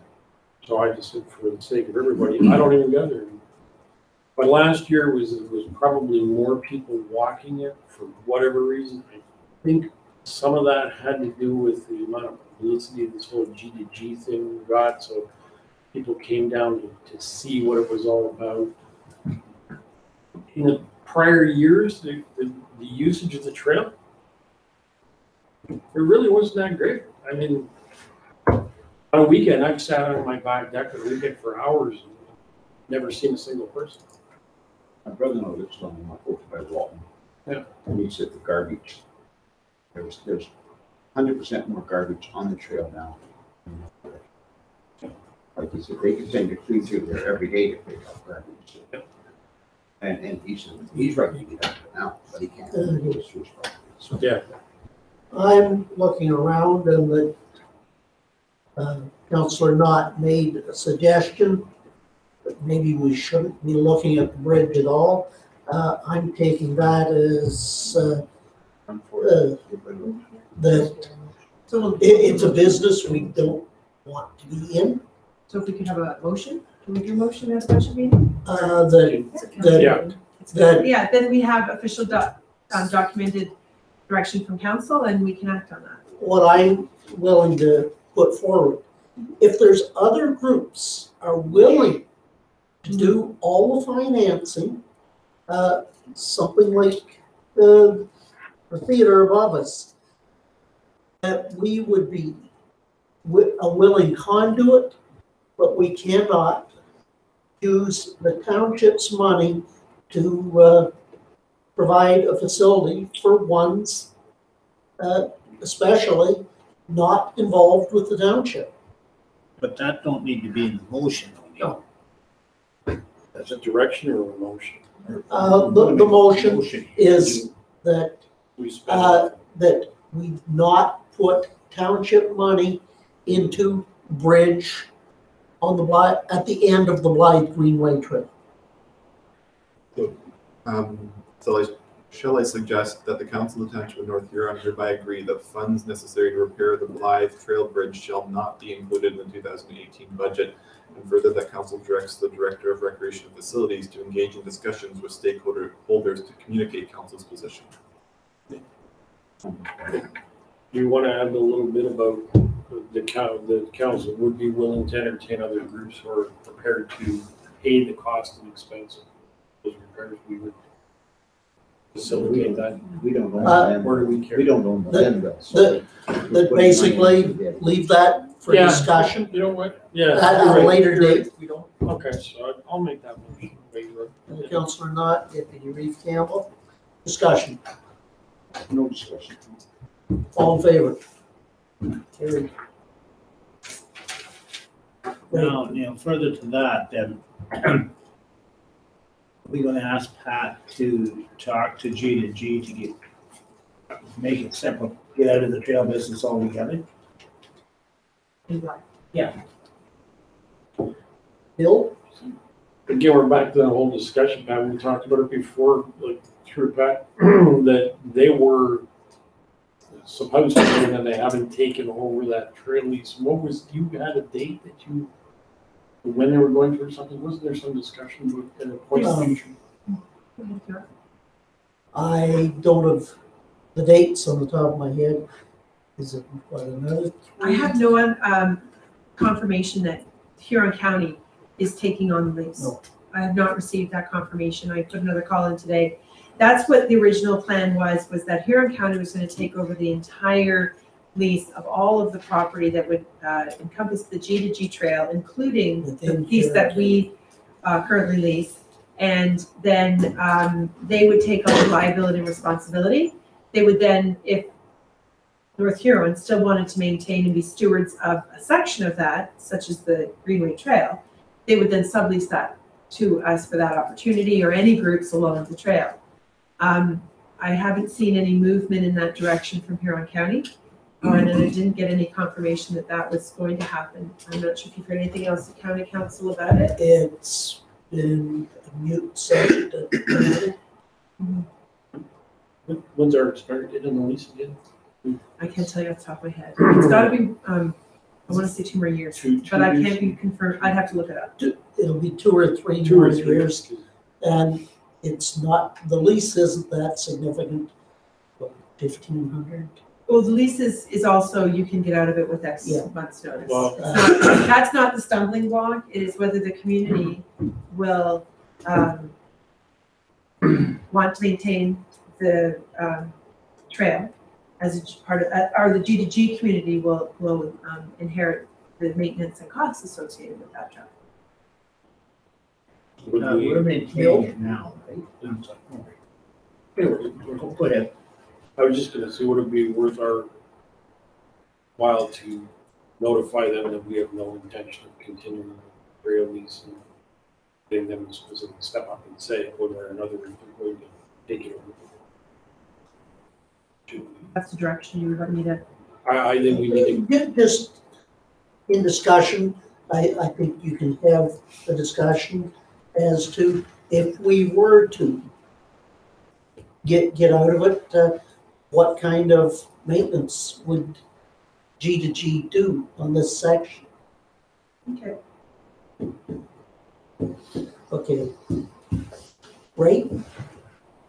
Am I right, Pat, saying you got money in the budget for this bridge? Correct. Okay, so we pull that. I'd count it. Downward hedge. I saw down stroke that. She already took her pen. That's it. So further actions then from this evening, so we're having Sandra come in, were you then requesting direction, providing direction that council have Val do a report on daycare fees, or what was the direction on that? So my direction, my recommendation is to have staff come with their suggestions about increasing the revenues Okay, and efficiencies that impact the 2018 budget. That's my thinking, that staff come back with their thoughts of the list of, here's what we can do if you're willing to support us to do it, and here's the potential savings to those or increase in revenues to those. And that then puts it back on us to make the decision on those suggestions. That is my suggestion. I don't know where else council sits, but that's where I sit. Bill, and then Jim. when we made that decision regarding waste and recycling a while back, is it still possible for us to change that recycling collection to bi-weekly? Can we still do that? within the contract? We'd have to go back and talk to the, view the terms of the contract but it's certainly, we can certainly do that. Could we perhaps, we just make a recommendation here, directions, direction to staff to Inquire. to make the inquiry regarding the contract that way, specifically for the recycling portion thereof, not the Sure. waste portion, recycling portion, and what, if possible, what would that cost saving be? So then also we've talked about the Maitland Valley Soccer Park then, so is that something then that, I could help you with that, or is that something that's very difficult to go back and find out if we don't need that field anymore? Or if, you know, perhaps as what they've talked about, perhaps others would come forward if the interest was really there, that they felt they needed that soccer field. Is that something that we could investigate and bring back as well? Sure. Just Ray? Yeah, so Pat, we maintain it, so what you're saying. Correct. Cut the grass. Yeah, I think it's 21 cuts last year, 3 hours cut. Like that. I just looked it up. I don't know that number normally off the top of my head. I know. Okay. The park, the conservation. So, and I guess, you know, one of the things too, like that was on the list was like the public works facilities. And one of the things there was that, okay, so we built the EST center, that fire hall that we had was terrible. Oh my goodness, it was gonna fall down any day. And you know, there was, we understood that it was gonna be demolished and all of that. Using it. So You the never I quit. mean, it didn't fall down? No, it did not. And the public works guys went, wow, this is better than our public works shed. And so they took that over. So I think that's something that, you know, we're maintaining that in the public works facilities. That's what we were talking about there, is that building didn't come down. That was part of why the EST got built. And then, you know, the building stayed, and building lots are at a premium in Blythe these days. And then we have the 2 shops there, the East Wallanosh shop, the shop up here, the water shop. So, you know, we have a lot of facilities that we're paying heat and hydro on as well. So, you know, that's something, that's why Sean and the Public Works gang were trying to look at that whole.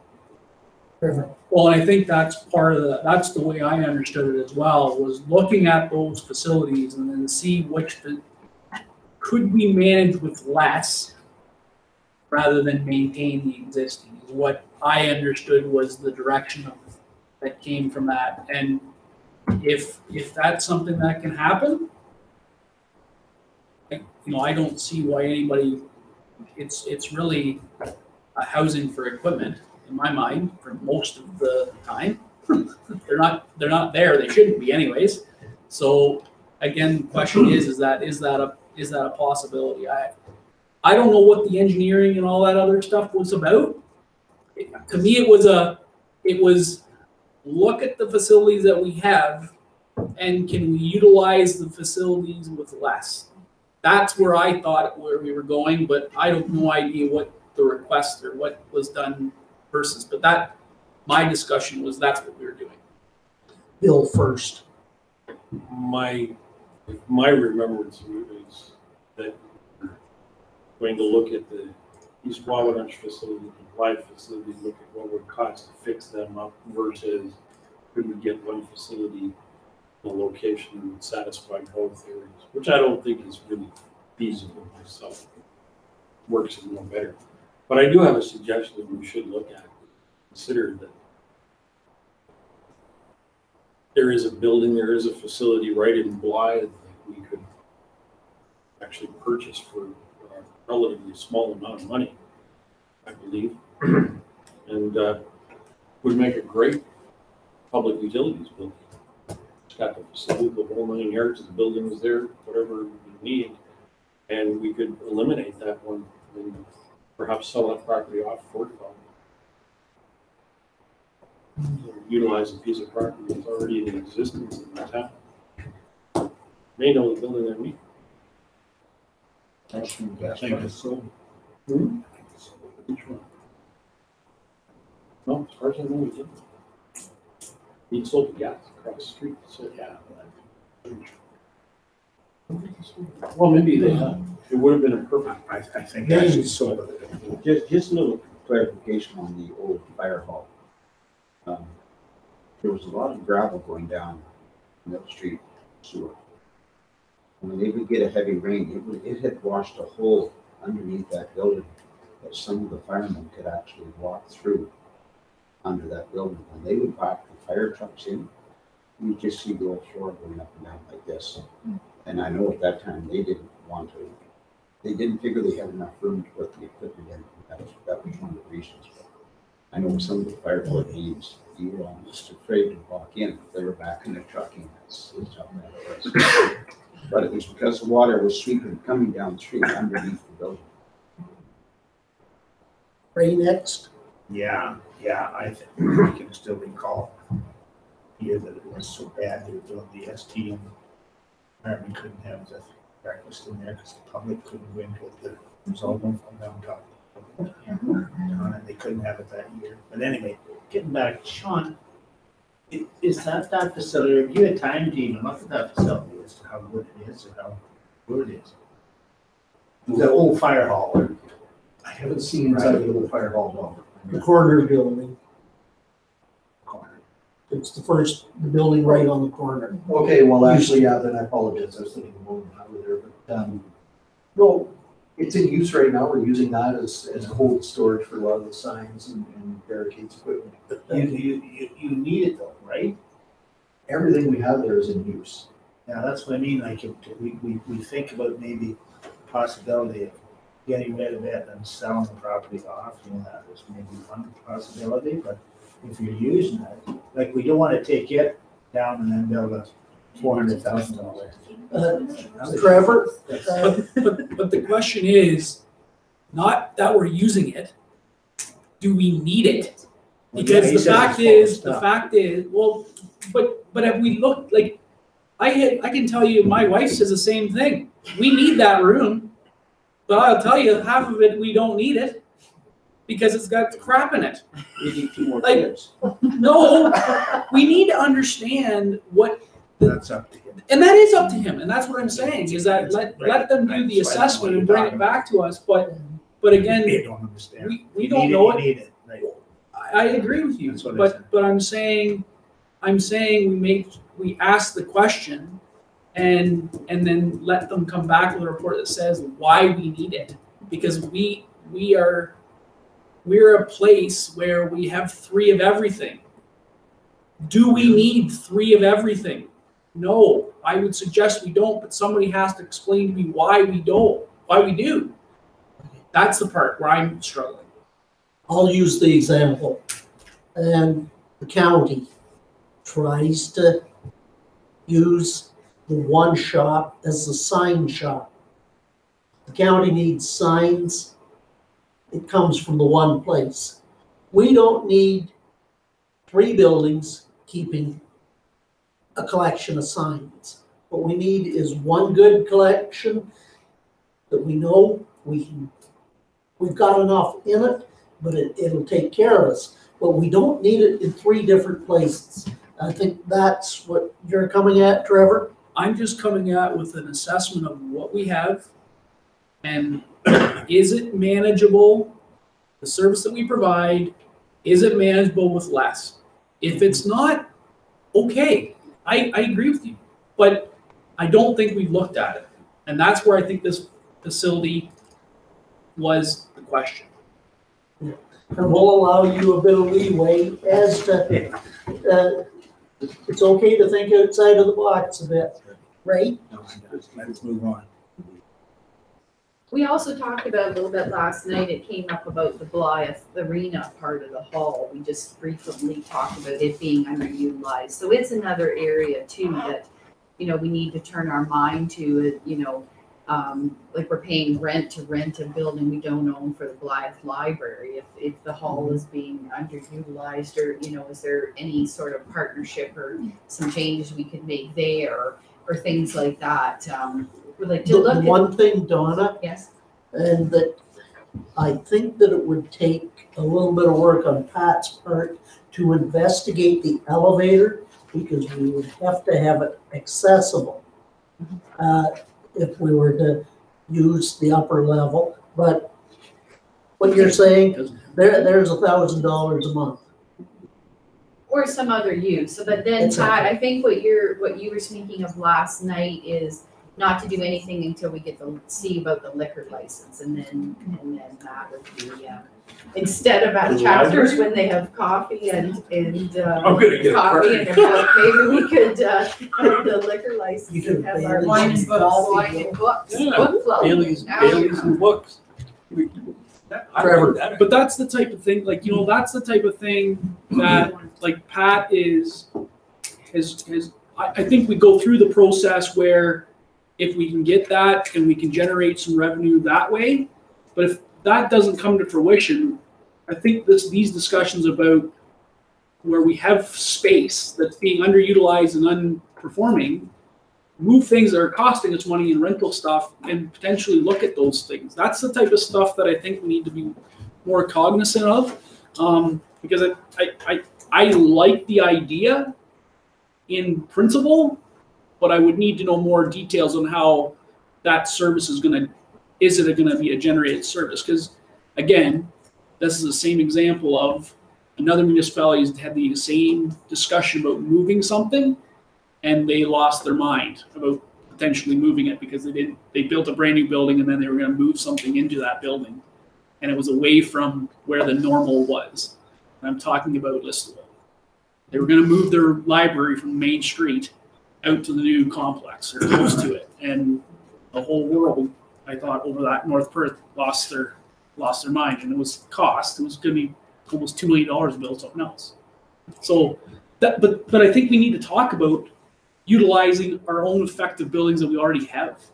And paying rent on buildings we don't own. We don't and own. Things like that, so those are the things, like that is the one thing that is dragging us down, is that we have so many buildings. We have, an abundance of buildings for 4,800 people. And so that's what we're looking at as staff is there any way to pare the buildings down, reutilize them, and that sort of thing. Yeah, and I think it's not that we have an overabundance of buildings. We have over an abundance of unutilized buildings is the conversation, because they're not being utilized. If they were all full, I don't think we'd be having the same questions or problems.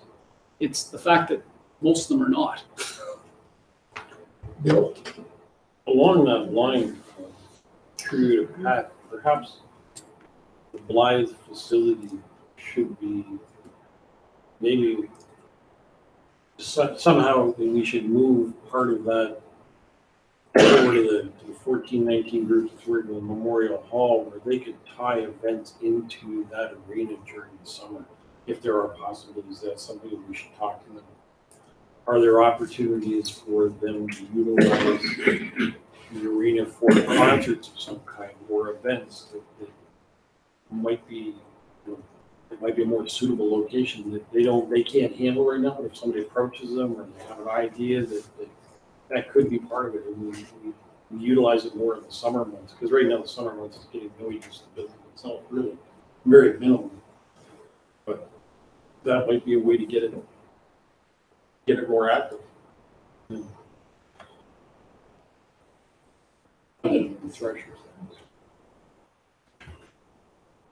It's a small thing that really provokes me as the amount of people that use the sewage dumping.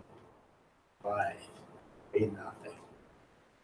It's known all over Ontario and I think United States. When you don't dump your sewage, come to Blythe, pull over, dump it. And it's a steady, I'm on Gypsy Lane all the time, I know. A steady stream of traffic dumping trailers. When you get the tractor pull. Trevor. again. So my question is there an opportunity to make it so that you can't do it for free and they have to pay to do it? Yes, but it would cost more than we recover. Well, I don't know whether you can put some kind of sort of machine in there or not. I don't know how that goes. Cost us $50,000. It's $20 a month. 25, yeah. Mike, Well, Nicholson. I think the conversation is the payback. Like, Well, it's private, but Mike Nicholson. Yeah, the private guys are cheap actually, because I can tell you 7 years ago, I had to, was out in, what's the name of the town? Anyway, it's just South Barrie anyway, on my way home, I had to empty my tank in my motor. I had no choice, otherwise I'd left a trail down the highway. Hey, this is 7 years ago, $55 a KOA campground dump my trail. That's 7 years ago. $20 is, if you can't find more than $25 anymore, most of the campgrounds are $35. That's why they come by. how many other things is my question? How many other things like this are we giving away and not charging that we should be? If that's, and again, it's the discussion. Like, to Like, me, it takes a fair bit of water too, you know, when you Well- flush it, then you turn the water on, clean everything. and again, the taxpayer is paying for that. It'd almost be better to at least lock it up so that they couldn't dump because it costs us to treat the sewage. Even in that, to stop treating sewage for everybody, if you couldn't come up with a way of recouping the pumps. But there's so many things that your credit card statement, just, you have to make the payment to activate being able to get at it. There's ways. Huh? I wouldn't go credit card. I just know to do that at the airport was $30,000 just to act as if my credit card. But there's also a dumping station in Wayne. So this is a good conversation for Sean and I to have and see what these communities that are locking them down and how they're doing it. So leave that with us. That's a great suggestion. And we can take a look at that. It's something that Veolia and your department, we'd all have to kind of put our thinking hats on and investigate. Kind of a Good stick. job, Ray. Thank you, sir. Sorry, John. I like this on you. This is a smelly idea. On a sadder note, I think you probably all know that Don Nicholson had an attack, and so, but he is doing well apparently. We got an update today, and he's in St. Mary's Hospital, I think in Kitchener. I think that's what it's That's called. the best place to be. Yeah, so Um, they expect him to make a full recovery and everything, so all the reports are really good. But anyway, we're just all thinking about Don these days for sure. So. Just when you think of sewage, you think of It is, because he could tell you something about it, so.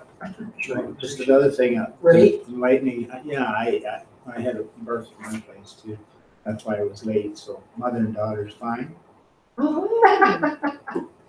Baby weighed 71 pounds. Okay, go So ahead. it's not your grandchild then. That's Hardy It could be a Scott. Hallinan at Stop. 71. It's all part of the family. It's all part of the family, right?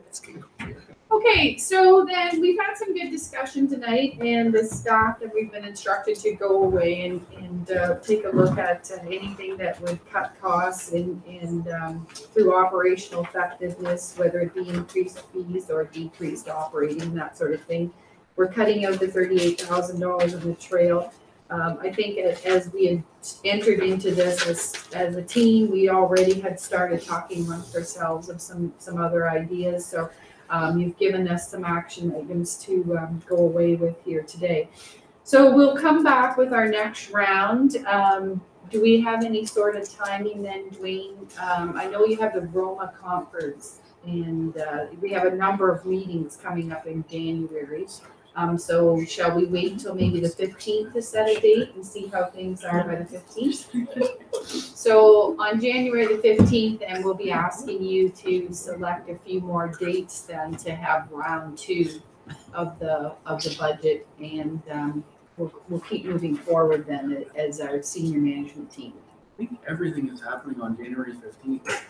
Like, the one meeting I can't be at, everything is coming. Is this meeting gonna be 6 hours or? Yeah. You're it. So you pay. Glad. Actually, I'm gonna try and run it through in 4 so we don't have to have the motion to extend it. Well, we have subdivision to talk about in Blythe, which I didn't know till I got the Blythe paper today. Well, I think we have to have a motion to extend it, or else it's done. That's what I'm asking. Like I wasn't, so. And we, didn't change anything in terms of, you wanna go through that one? Or we can go through it after. yeah, Councilor Knott was just asking in terms of the economic development budget, which we reviewed last evening. And so we'll update Councilor Knott after the council meeting. I don't think it's necessary. I'm sure council doesn't want to go through it again, but. that's, Okay, Ray, sorry. Yeah, so about when do we think we're going to know about the OPP decision on this disbandment cost? Like, do we got an idea on that? What was the question, sorry? When are we going to know how much it's going to cost for this OPP decision and this dismantlement cost for? So the disbandment costs right now are projected around the 450 to 480,000. The unknown is how much overtime the Yeah, will that's, have to pay out, and that's kind of a wild card, and we won't know until closer to time if that is council's decision. closer to when. So if council makes a decision, if council was to decide that they wanted to go with the OPP, they want to accept the OPP proposal, at that point, we'll start refining the numbers and start working with the Wingham Police Service to get the actual cost down. But we know it's going to be in that ballpark, 450, 480. It depends on how much overtime they have. So then when do we know about the act? When do we know about it? I'm hoping for a draft report next week and then staff will review it. And then the consultant will be coming and making a presentation to council.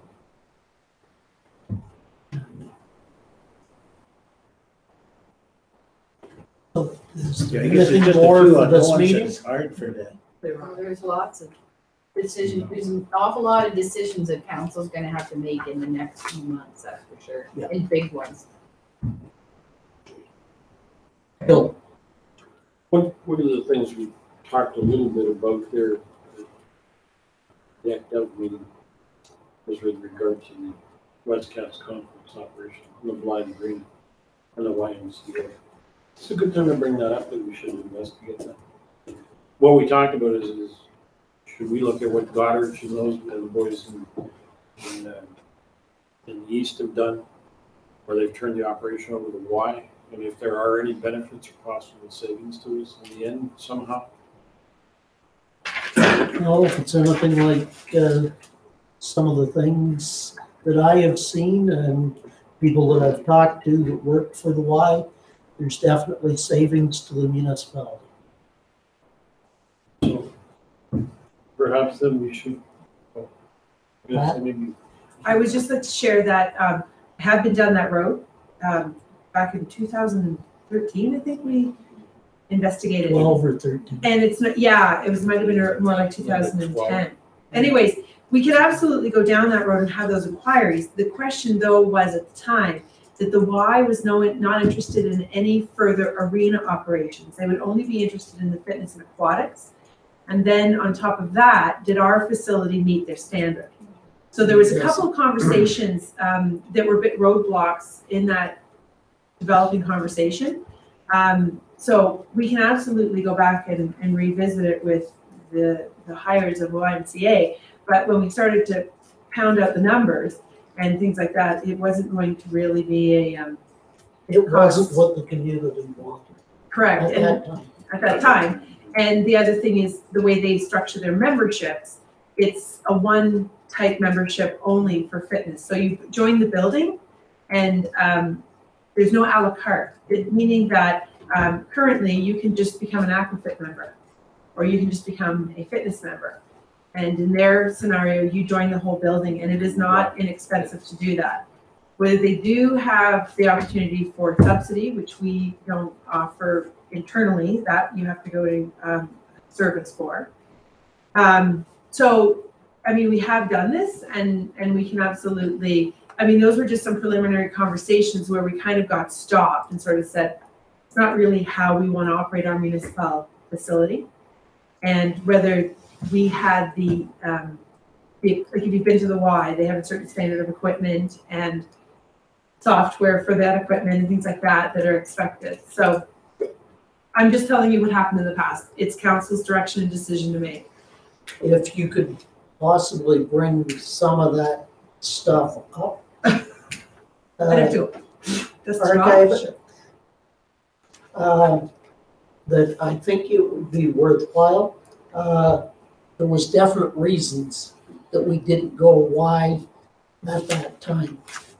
Yeah, I understand not wanting agreements, but maybe that would be that 1419 kind of connection for the arena to make more utilization of that if they don't. I don't know, but I think we should go ahead and take a look at it again. What you're saying is we ask more questions. Yeah. So as it's coming back to me and it's back recesses in my mind, I believe they did the market survey and said, no. So, but we can just move, that was in 2000 and like I said, 10, 9, 8, something like that. So we can repeat those meetings, but I don't want to take a lot of time up again if it's not going to be something that they have to be interested in us as well. Vaguely, I remember something to the effect of what you're saying. It was them that actually mixed it because there wasn't the, I mean, if you think of how many people live in Goderich, almost 9,000, is it? 8,000. And we don't have that size of community with one facility located centrally in it. So the market draw wasn't available at that time. But it doesn't mean we can't. If we want to go again, absolutely. There's nothing that you can't gain from a conversation. I think Pat just nodded. If the conversation starts and they say, been there, done that, then the conversation stops. So it's always the question about if we've done something 7 years ago, maybe things have changed. So I think it's the right. We're in a position now where we got to turn over every stone, every opportunity, and see if there is that opportunity again. If it's not, then it's not.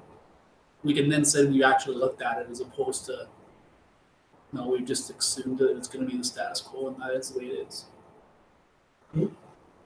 Donna. But the conversation to continue though would be that the utilization between the Blythe and the Wingham sports groups and the hockey teams and things like that. It's certainly that both Blythe and Wingham taxpayers are paying their taxes on both those facilities. So it's important to make sure that before they go outside of North Huron to rent an arena or rent a facility, those types of things. Like it's important that they use their own first. They're paying for it. So those conversations, I don't know how we get those conversations rolling again, but those are some things on utilization that would certainly benefit the taxpayers in their own pockets. Right. So you're right, Donna, and that conversation, it comes down to communities and how amalgamations within sports, minor sports has happened. They haven't amalgamations in minor sports have not fallen to the township lines. They have gone elsewhere. So, and everybody, when you have a discussion with somebody who plays in Wingham, I will tell you their first option would be, I want to play in Wingham. You told them, oh, by the way, though, Wingham's full and you have to go to Blythe, you would probably hear a lot of frowning. Vice versa, where it's Blythe, Brussels, chances are it's you go to Blythe or you go to Brussels. But if both of those facilities were open, or if Blythe was not open, and you asked them to play in Wingham, the conversation will be, well, why won't you just go to Brussels? Because that's who we're amalgamated to. It's a conversation about amalgamation. It's not where they're playing per se. It's who they're amalgamated with, and they haven't fell on the same township lines that we have as that. And that's a discussion with minor hockey as a whole, and that in our municipalities of how we utilize. Maybe it's a conversation about not necessarily looking at just us, but looking at the centers who are our amalgamated centers within that group and see how do we utilize all of the facilities, not just ours. And then it's a conversation about everybody gets the utilization and not just us. Because I suspect you're going to find that same, Pat's probably right into this, is where, well, we don't have Blythe, we'll go to Brussels. Or Wingham, we have Wingham, and that's because Wingham hasn't amalgamated with anybody yet. So that's, Actually, there's Wingham Lucknow teams sorry, I mean, Uh, I'm thinking of just. that, so that, yeah, there's some strange amalgamations that have happened. Pat? I think what Donna's alluding to is we put the ice in Wingham in September, and we put the ice in Blythe in October. And the Blythe Brussels crew will go to Goderich. Even though we've offered the ice in Wingham, we've told them they get first selection of ice. We told them that they will get prime time if they want it, if they get their request in at the same time as everybody else. So I don't understand that mentality. They say the ice is $10 cheaper in Goderich, but the drive for all those families to travel there instead of to Wingham, it doesn't make sense. But that is their choice. We cannot make them do that. Do we want to offer them some sort of enticement to do that? But then I have to give the same rate to everybody who comes to the ice in September. I can't just give it to one group because we don't want them to leave our municipality. It's a tough road to get those groups to change the way they do and the way they operate, but it's frustrating to watch them, me drive my son to Goderich because he plays in Blythe, or did play in Blythe, now he plays in Blythe Brussels, and I know there's ice in Wingham. And I'm just baffled by the decision Maybe every year. Maybe some of the other parts of the deal is you either take full season within the municipality, or else you pay extra. We find other users to use the September ice. It's just baffling, you know. And so they're coming from Lucknow and Teeswater to come to use the Wingham ice, and the kids in Blythe are going to Goderich. And I'm just sort of standing there going, this absolutely makes no sense. So I am actually bringing a report in either the January or early February. There's a gentleman who wants us to put the ice in earlier in Wingham, and he has secured enough rentals to put the ice in a week earlier. So council needs to approve that if we want to do that. You know, your other option is to take a look and say, we don't put ice in September in Wingham, and we save money. And, you know, that's the way we're going to operate. But that's a council decision, and that will not be popular in this community, as Trevor knows, because the Ironmen were on the ice in the first week of August, let alone. And so you have to think of what are the sacred calves? What are the things that this community would not accept? So then how do we draw more of our community in September? I think that's what you were alluding to. I'd love it if Wingham, Blythe, and Brussels would amalgamate, but it's difficult to force anything on like that onto these groups because they're actually operated under the WAA, not the municipalities. But when they amalgamated the way we did, we met with them, we begged them to, but Wingham, as you said, has not officially amalgamated with anyone. Whether their numbers required or not, I'm not aware. So it's a long conversation, but you will be presented with that ice conversation. And then I know my arena manager says, well, what if we just don't put September ice in? And I said, well, then you can address the lineup at my desk drawer, at my door of the complaints, because I know that would be highly unpopular. Are there other ways we can save without doing that necessarily? Well, especially at the end of August, if you get especially warm weather, No matter what day I pick, That- it's 90 degrees the day we start the ice. that Yeah, is it's tough. an This year was tough. expensive time to put ice in.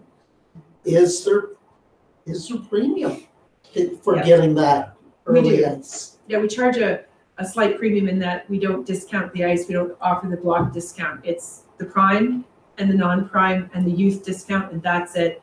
There's no other discount in September. And that is what Blythe Brussels complains about. So they go to Goderich because they can't get their blocked ice discount off us. So it's difficult because we've gone from a community, meaning Midwestern Ontario, meaning we used to have more users than we had ice. And now we have more ice than we have users.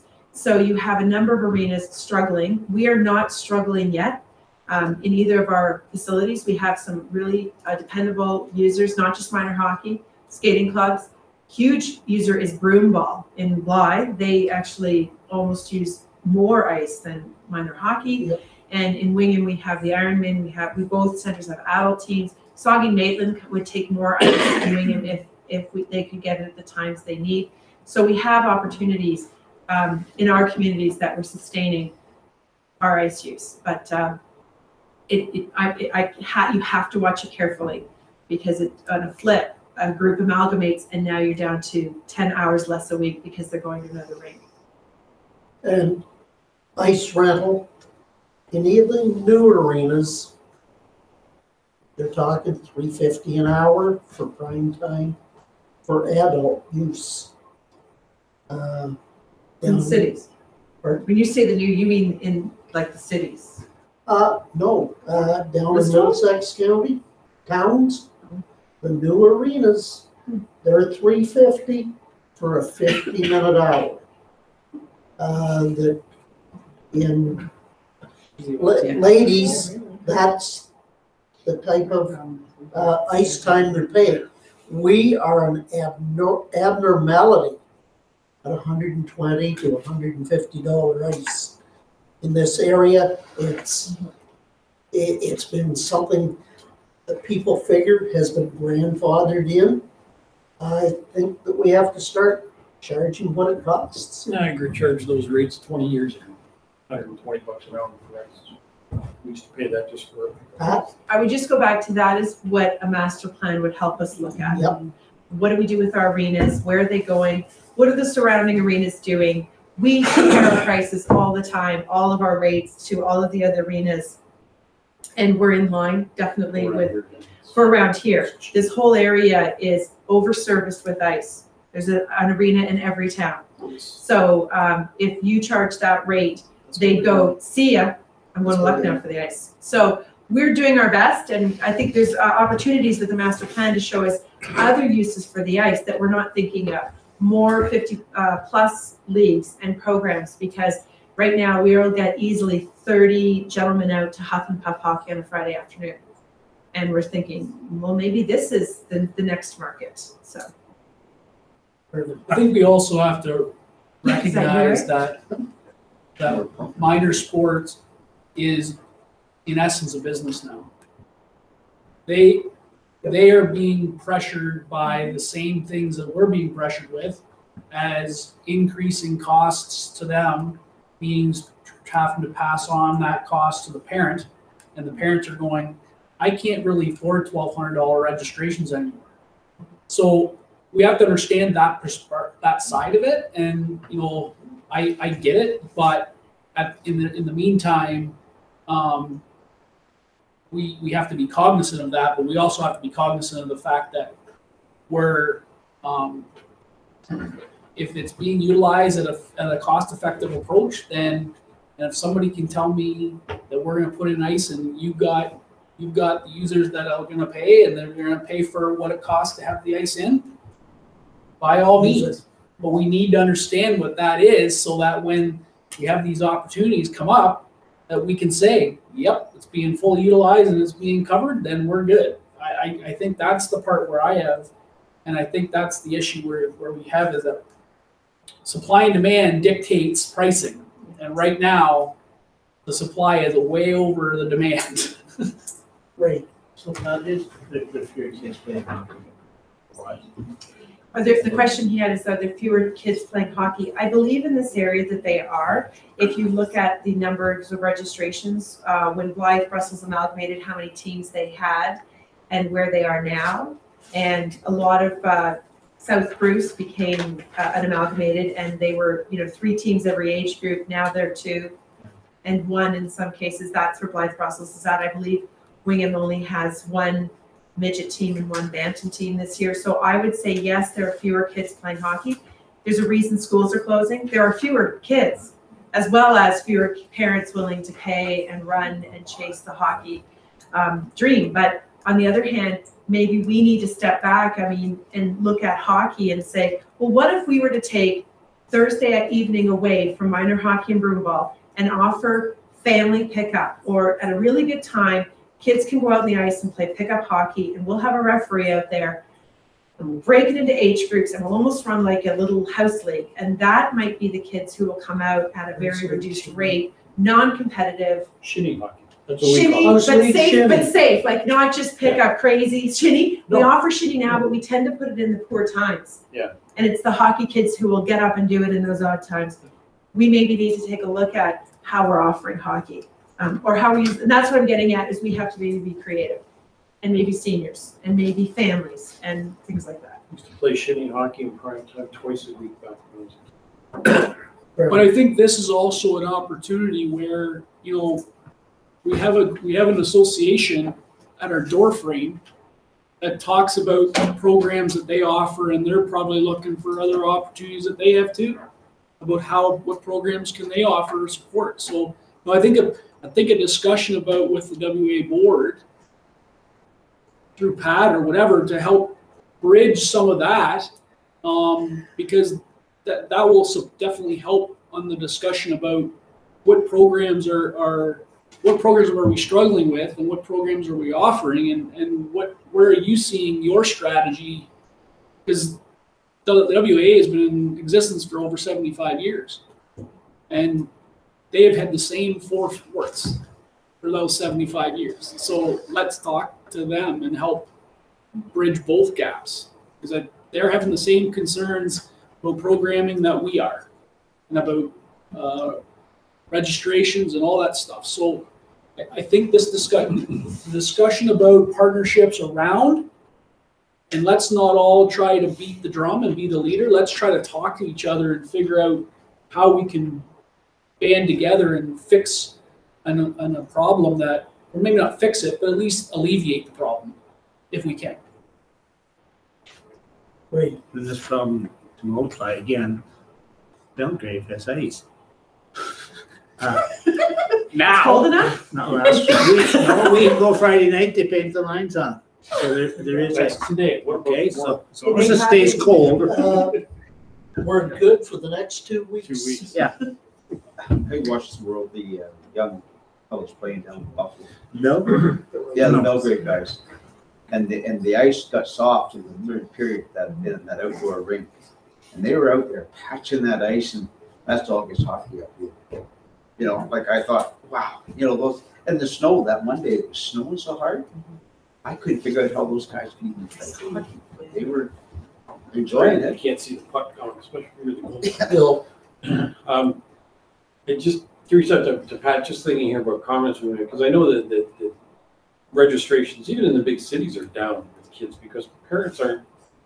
We have a whole different ethnic mix down there, and all kinds of things are impacting it. But how much trouble would it be to cover the ice?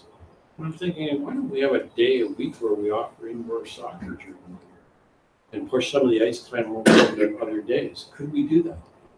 You know, In short, no. It is really very difficult to cover the ice, and it requires a floor that takes an entire shed to store, and it takes hours to put the floor down. So it takes machinery and manpower and there's everything. been a couple of funerals. Yeah, where we've had to do it, and Yeah. it's like an amazing skill to do. And we had the community come out and help, thank goodness, when people donate the equipment and things for those circumstances. Unfortunately, it is a very tiring task to try and do that. But I look at Belgrave as well, it doesn't really have a high roof, but they don't have ice a lot. Maybe there's opportunities more on the dry pad there than putting ice in. I don't know.